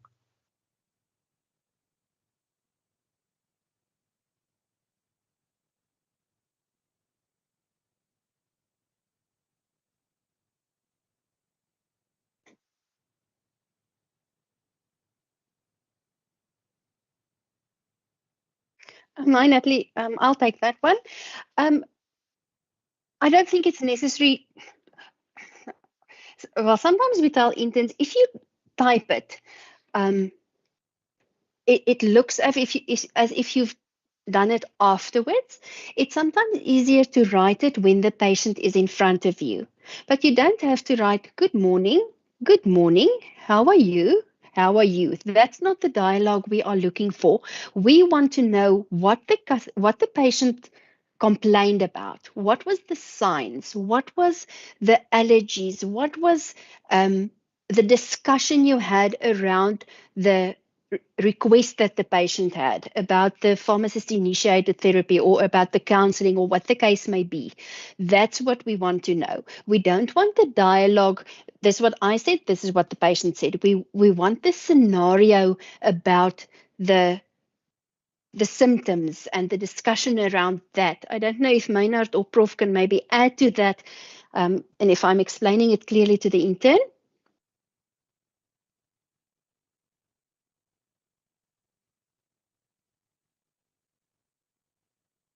Yeah, I think you've explained it well. It can be the entire dialogue, but only the important sections which are relevant to the entry. That's what should be included. But yes, when it comes to typing, it's an afterthought. So would prefer the original text that was written whilst the counseling was being done. I think just to add to that, you want to get the essence there. And the essence is, what did the patient say to me when they were describing their symptoms? And then what did I say to the patient? And it would help if while this dialogue was occurring between you and the patient, that you were actually just writing notes. So make sure that you just capture that essence of the counseling session.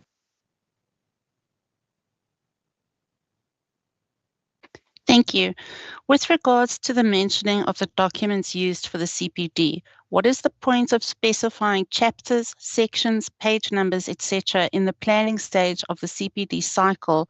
Meanwhile, the same information may also be spoken to in the evidence, considering the fact that there is more space there to mention chapters, sections, page numbers, etc., compared to the 1,000 characters in the planning stage.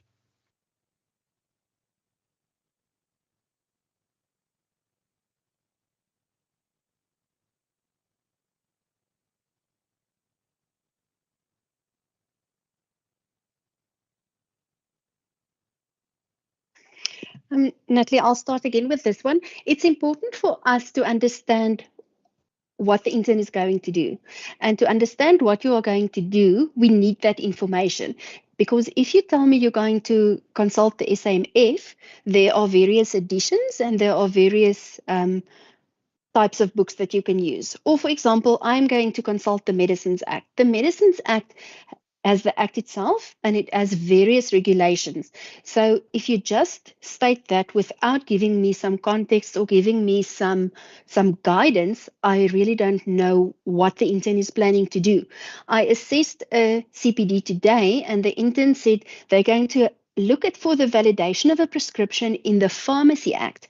Now, that's not stated in the Pharmacy Act. So there already I can see that the intern did not plan properly. So we need that information to ensure that the planning is properly done. And then we can find that in the evidence and in the implementation. So it's important to get that information for the whole story. Remember, all 4 phases of the CPD is interconnected, and we need that information. And I know the characters are not much, but if you plan specifically, and you may use abbreviations, then the 1,000 characters is more than sufficient, and it provides the whole storyline and your way of thinking for the assessor to do the assessment. Thank you. I want to clarify if we must be competent in 6 CPDs before the 6th of August, thus the last day to submit the CPDs will then be the 1st of July to write the exam in August.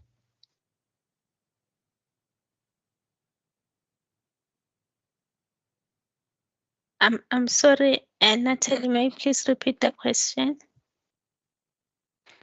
I want to clarify if we must be competent in 6 CPDs before the 6th of August, thus the last date to submit CPDs will then be the 1st of July to write the exam in August. Okay, thank you. So interns must just go and look at the requirements to sit for the pre-registration examination. They are provided in their manual. But with regards to CPD, it will depend on the date on which the intern was registered, because in the manual it will state that interns who are on their 6th month of internship, they must have submitted all 6 CPD entries and be successful in at least 3 of them. So all the requirements based on the when were you registered, they are provided in the manual. But if you started like this year, January, in August, you are not yet in your 9th month. So you're going to use the requirements for someone who is in the 6th month or more, meaning you must be successful in 3 CPD entries, but have submitted 6 CPD entries. Thank you. Thank you. The next question comes from YouTube. What can I do if I have submitted my CPD in March and it still says submitted for assessment? Then when I go into the CPD, it says not yet successful, but there is no report for me to access.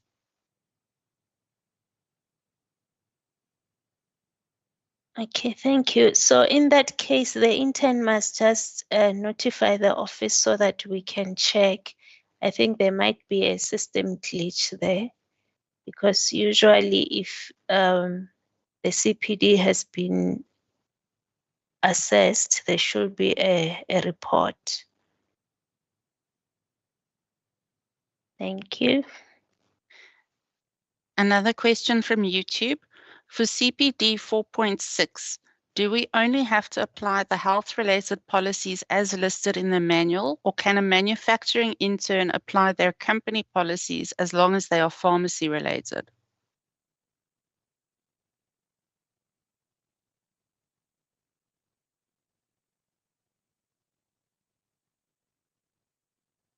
Natalie, the intern can apply a policy that is pharmacy related in their facility as well. Thank you. Also from YouTube, hi, may I ask, in a situation where your results say successful but there is no report available, does it mean that it is unsuccessful? And also, why is the report not available?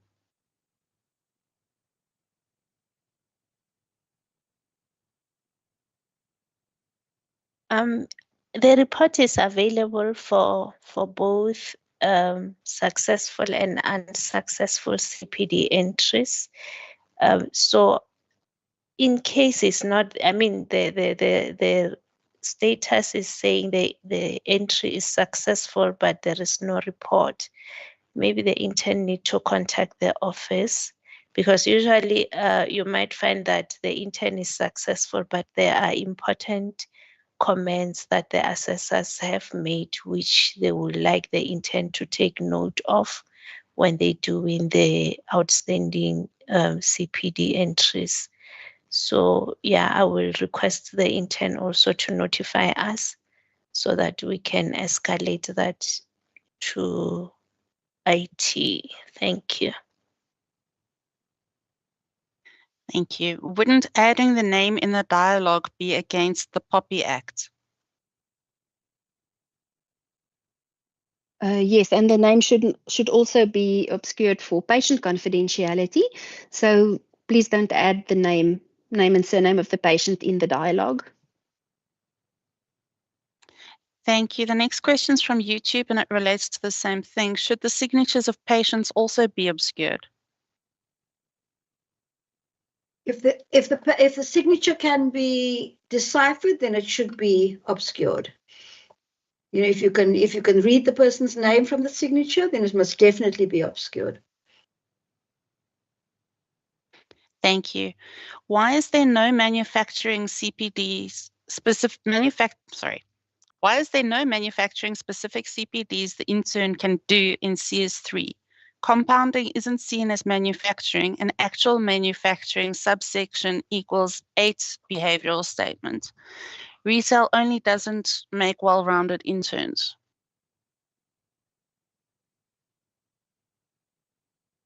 Natalie, I'm not sure I understand this question because 3.1 is for interns in manufacturing, and there is indeed 8 behavioral statements. And so I'm not entirely sure. I don't know if one of my colleagues know what the intern wants to know, but 3.1 is for interns working in manufacturing. Yeah, I've just looked at now. 3.1 is also for manufacturing. So I don't know if they want more competencies for manufacturing or what. But yeah, 3.1 is for manufacturing. Thank you. Perhaps we can ask the intern who is watching us on YouTube if they could clarify their question in the comments. What other activities must be covered under 5.3 with the SOP for Schedule 6? Under which behavioral statement will this fit? Or should you leave the SOP out completely?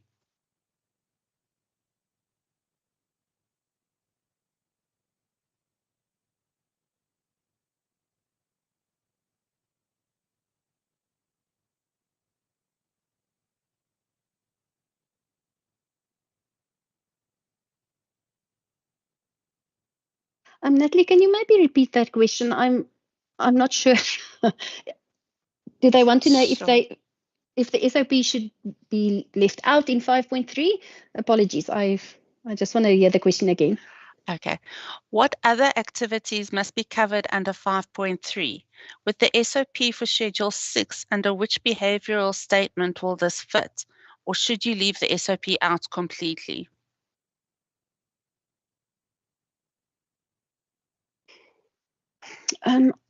Maybe my colleagues can assist as well. I'm not sure what the intern wants to prove with the SOP, because for 5.3, we want to see how you apply the Medicines Act, the Pharmacy Act, how you work within your scope of practice, how you adhere to legal requirements for code of conduct and professional indemnity. So if an intern wants to include the SOP, I'm sure they can. I'm not sure what they want to prove with it. Yeah.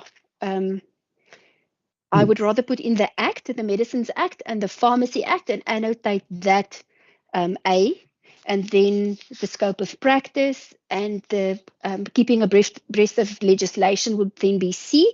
So if they use the SOP for something, that's fine, but they still have to add relevant legislation as well.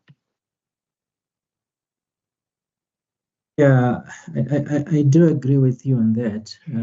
Because when you look at the behavioral statements, they're looking at regulations and legislation.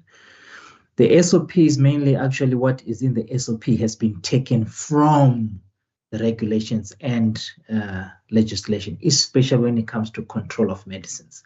So I would rather they focus on the acts rather than the SOPs, because already there is 4.6, I think, for policy development, which speaks of the SOPs. So that would be my suggestion on that. Thank you. Good evening. I just want to ask about the fee for the late booking. I have one CPD to submit and couldn't submit it in June 03. So if I will submit it at the end of June and want to write the August exam, what is the procedure for this booking or payments?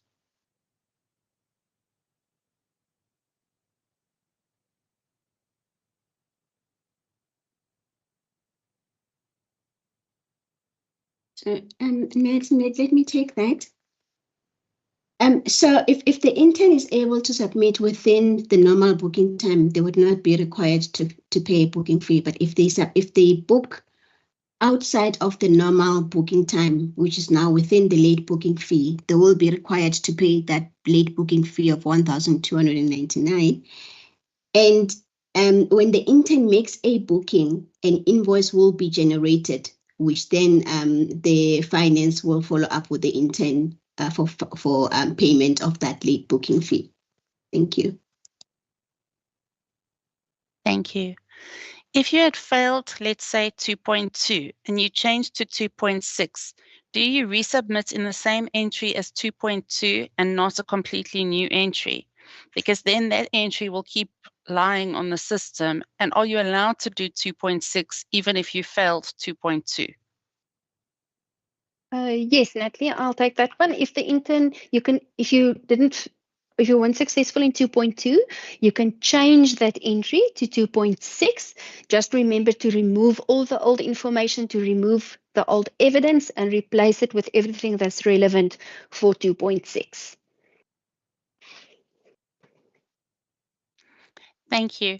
Hello, I've been attending meetings and I fill in the register at the end, but it always shows as if I didn't attend on the SAPC website. I'm unsure what to do about this, and I wanted to ask what I can do if I attend today's workshop but could not RSVP or book.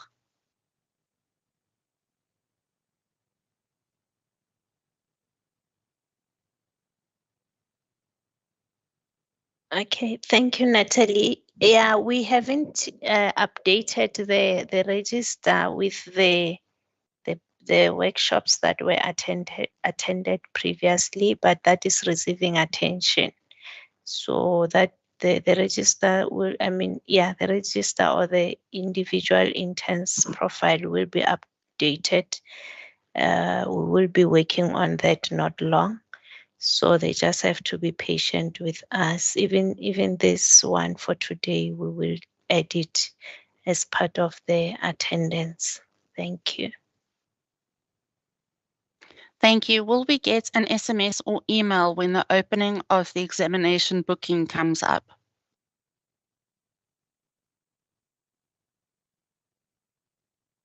Ned, I'll take that, yes. The interns will get an SMS and an email notifying that the bookings have opened and the period that the bookings will be opened for, the closing date, and all the necessary information. Thank you. Great. So on domain 5, CS 5.3, more than one prescription can be utilized. Yes, Natalie, that is acceptable. The intern can add as many pieces of evidence as they need to prove all the behavioral statements. Okay. Hi, I submitted my CPD on the 3rd of June, but my tutor verified my CPD late. Do I still need to pay a late booking fee for the exams as the results for CPDs will only be released by the 22nd of July? I am already competent in 3 CPDs.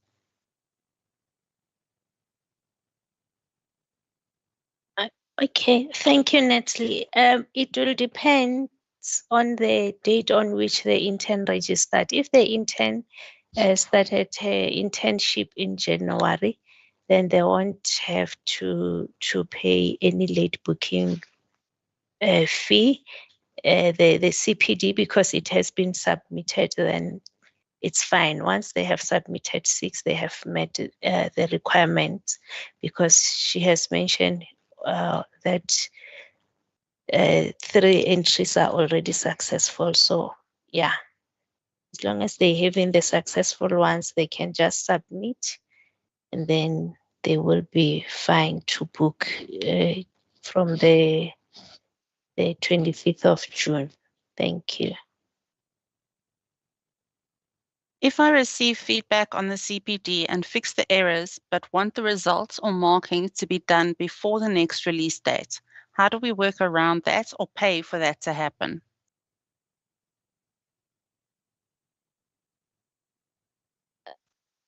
The dates for marking, they have already been set, and interns should understand that the assessors are not full-time employees of council.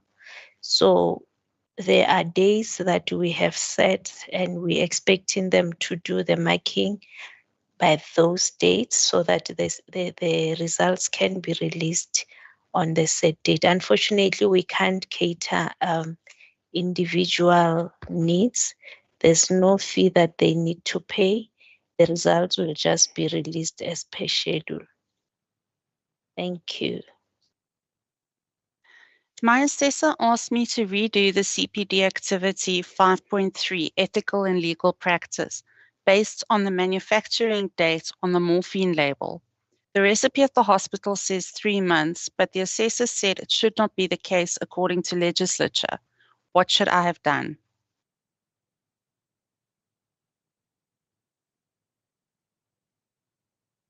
Yeah, unfortunately for that one, it's a very tricky one, because even morphine is a Schedule 6, so you can't even dispense for more than 30 days. And the regulations are very clear about that. Because I think that's one of those examples that Prof was talking about. For something like that, you can't go back and fix, because that means you're just changing the label so that it fits within the timeframes, and it becomes very difficult to assess it like that.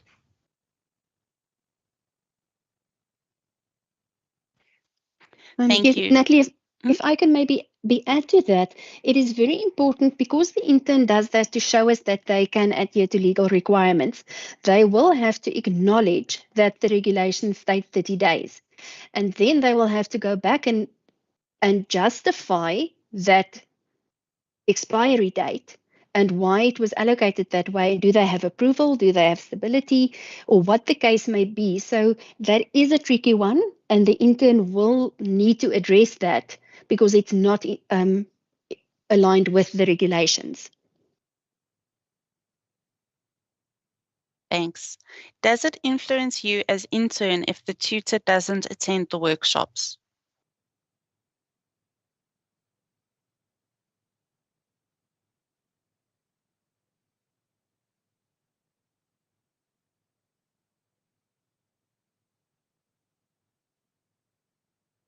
Net, maybe I can take it.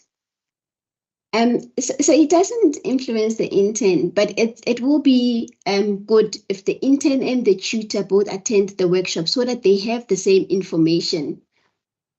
Thank you. With our progress, Can I just add yes. to that one? Perhaps if you're an intern and your tutor hasn't attended any of it, perhaps you would have to just work a little harder, spend some time with your tutor, sharing the information, and also making sure that the tutor understands what tutor verification entails. And I think it means that you have to work a little bit harder at making sure that the tutor is on par with what is required from them. Thanks, Prof. With our progress reports, my tutor hasn't done one, so must I ask them to do them now before we write in August?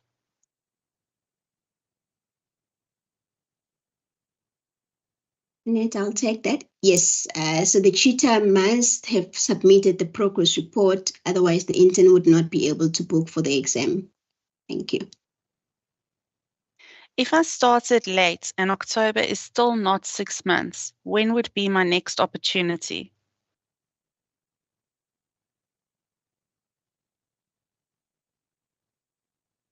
Okay, I think maybe the intern is asking about the opportunity to write another examination. So there are 3 exams in a year for interns. The first one is in March, and then the August one, and the October one. So this means that the intern will then be able to sit for the exam in March 2025. Thank you.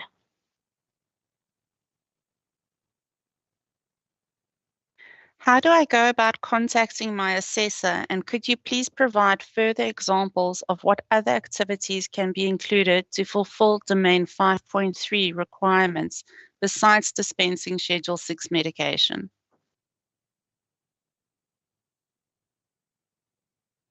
Yeah, I think this question was asked before. Maybe we did not respond to it. Everything in the pharmacy, all operations usually is under ethical and legal practice. But I can just give an example. If they go into the Medicine Related Substances Act, I think Section 22A, it lists a whole lot of things in terms of control of medicine. So, for example, even if a 10-year-old is to come to your pharmacy and say they want to buy medication, that's just an example. How would you handle that ethically and legally? Can you dispense to a 10-year-old? What do you have to take into consideration and things like that? So maybe if they look at Section 22.22A, that has got a lot of concept in terms of control of medicines from the legal perspective, I think that can help regarding other examples that they can actually look into when it comes to 5.3.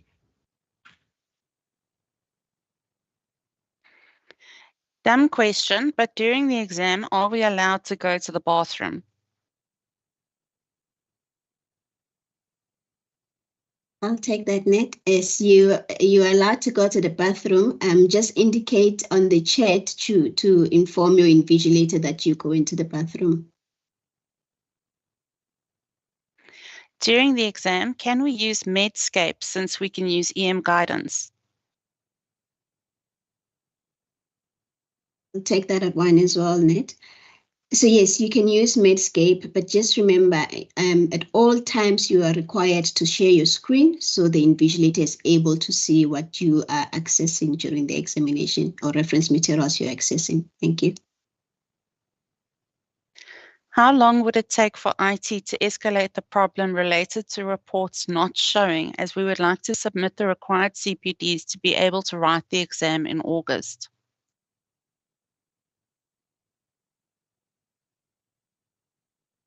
Okay, so in that case, Natalie, we usually treat it as an exceptional case wherein arrangements will be made for the intern to be treated differently. So as long as the intern has notified us and from the IT side, they could really see that something was wrong, then we will arrange to see how best can we accommodate the intern. Thank you. Is it acceptable to discuss the behavioral statement of Domain 5.3 as separate issues in planning, etc., acts, indemnity, etc.? Yes, it is, Natalie. They may discuss it separately if they want to. For CS 2.6 on PIT, how do we show evidence for the referral behavioral statement if no referral is required? Natalie, for 2.6, there are 4 behavioral statements.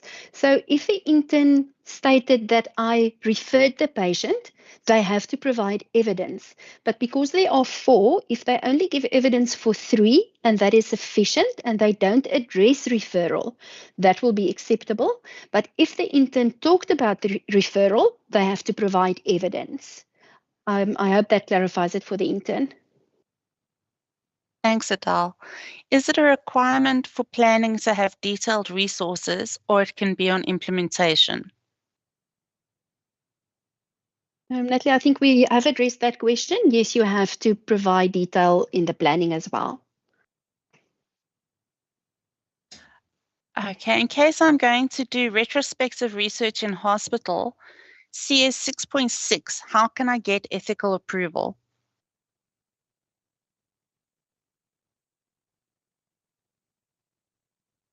Just a general issue with 6.6. You won't be able to do 6.6 if you're only going to be doing your research. 6.6, you must have completed, have your ethical approval, have your protocol approved, have collected your data, and have some findings. If you only have your intention to do the research, you won't be able to submit that for 6.6. It's for a completed research project. And I think that's why we label it as challenging to do 6.6. Please clarify if 4.2 is to be done on an institutional level or patient level, and furthermore, how is an intern supposed to do financial management for a whole institution?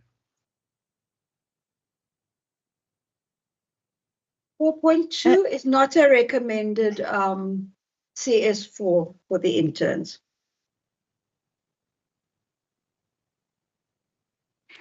If it says submitted all 6 CPD entries, does it include the CPD you submitted but were unsuccessful, or does it mean the unsuccessful CPD needs to be fixed before writing the exam?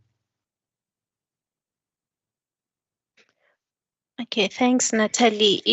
It refers to the number of CPDs that have been submitted. So if you have submitted 6 and you are successful in 3 and unsuccessful in 3, you will be allowed to book for the pre-registration examination,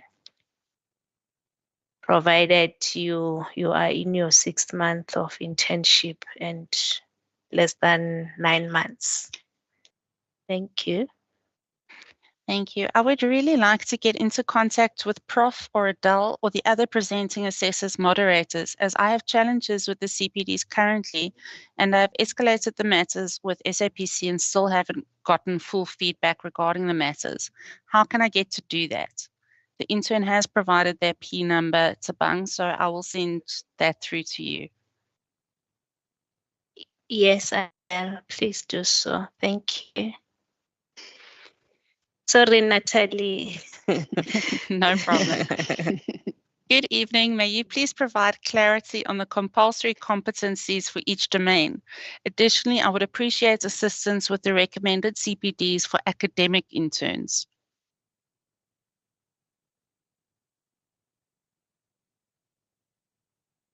Natalie, I'll take the first part. For academic interns, also have to do 5.3. Then we have suggested 6.3 for academic interns, but they can do 6.2 as well. So it's just like any other intern. 5.3 is compulsory, and from the rest, they can select what is appropriate for where they are doing their 400 hours. The first part of the question, what did they want to know there, Natalie? Sorry. May you please provide clarity on the compulsory competencies for each domain? Only 5.3 is compulsory. The rest, they have to look at the presentation and select from the recommended ones that council has recommended for them. To apply dispensing as a drug policy, should I apply the dispensing phases in GPP?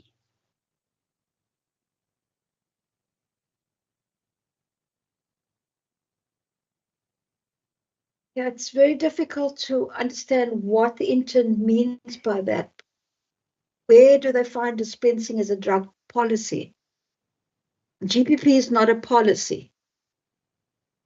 So it doesn't make sense. Maybe I'm not reading it properly, but I don't see that dispensing is a drug policy. Yeah, Prof, I agree. I don't really understand the question because they should remember that the GPP is not a policy, so they have to find a policy to apply. But yes, maybe they want to clarify. All right. Can a manufacturing intern also do CS 3.5 on medicine compounding? Manufacturing will then also only consist of formulation and compounding, as the next step will not be to dispense the medicine. I think this is in reference to an earlier question. For me, I think interns, they should do competencies that they're exposed to. Because after hearing this question, I have assessed a few that are working in institutional where they are not exposed to PIT, but yet still attempt to do PIT competency. And it's always challenging for them to do that. It has got its own shortcomings. So I would recommend, if you are in a particular sector, do competencies that are in line with your section or sector or the ones that you're exposed to, rather than overlapping into another competency that you won't be able to fully satisfy. It's like someone in institution, then they want to do the one for production. I don't think that would work. Yeah, Maynard, I agree with you, and I want to add to that. For the manufacturing intern, if you are working in manufacturing and you want to do 3.1, that will be acceptable. But if you want to do 3.5, the compounding one, while you are doing your 400 hours, that will also be acceptable. So I do think you need to plan your CPD and see what you are what's available before you decide, but you can select anyone as long as you, that's part of what you do in your practice. If we are doing domain 4.6 regarding policies and SOPs, are we allowed to prove we applied both by using the same evidence?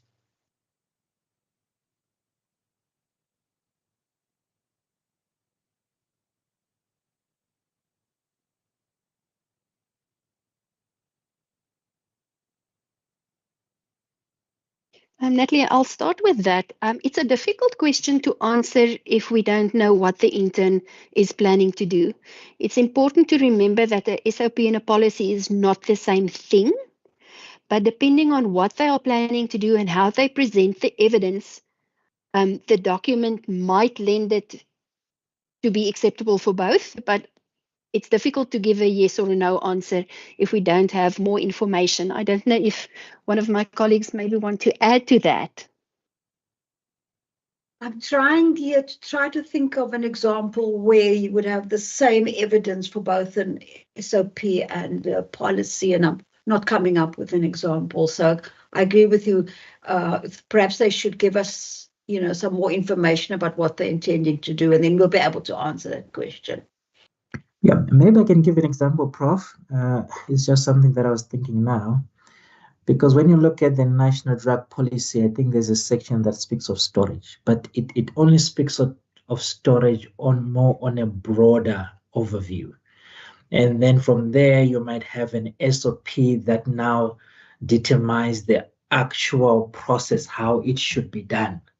So that the evidence may overlap to a certain extent, because the drug policy is speaking of storage of medicines on a general overview, and then the SOP is kind of backing up or giving more detail on what the policy is saying. So sometimes it might, but I would agree that it depends with the context or the subject topic at hand.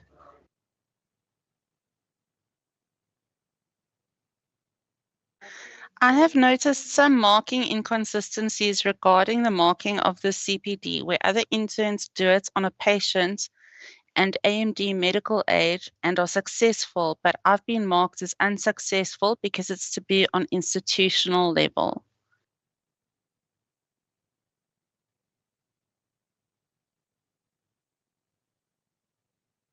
I think the intern needs to provide us with more information here. I don't think we can answer that. The next question, good evening. Can I use Google to download guidelines? For example, let's say during the exam, they ask a question about immunization. Can I then go to Google and download the latest EPI document? I'll take that, Ned. Yes, you're allowed to download the reference materials using Google.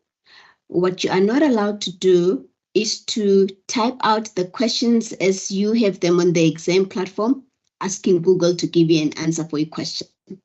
But you're allowed to download the reference material. And I would like to emphasize again that all the time, please share your entire screen, because the invigilator needs to be able to see what you are accessing during the examination. Otherwise, they would have to contact you, and that will then delay you during the examination. Thank you. Thank you. This appears to be the last question. Is it possible to pass 5.3 without indemnity, provided that 75% behavioral statements were met? Natalie, yes, I'll start with that one. If they look at 5.3, there are 5 behavioral statements, so they need to address 4 of the 5. So it is possible, but then they need to ensure that the other 4 is addressed successfully or sufficiently.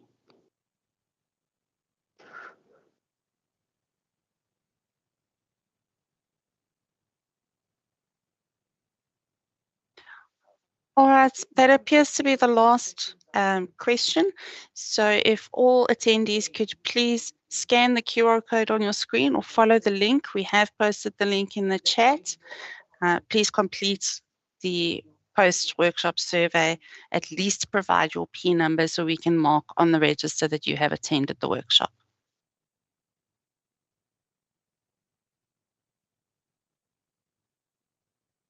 Okay, thank you, Natalie. I think this brings us to the end of our workshop. But before we close, I just want to thank the facilitators and the office for making this workshop possible, and also to thank the interns and tutors for attending.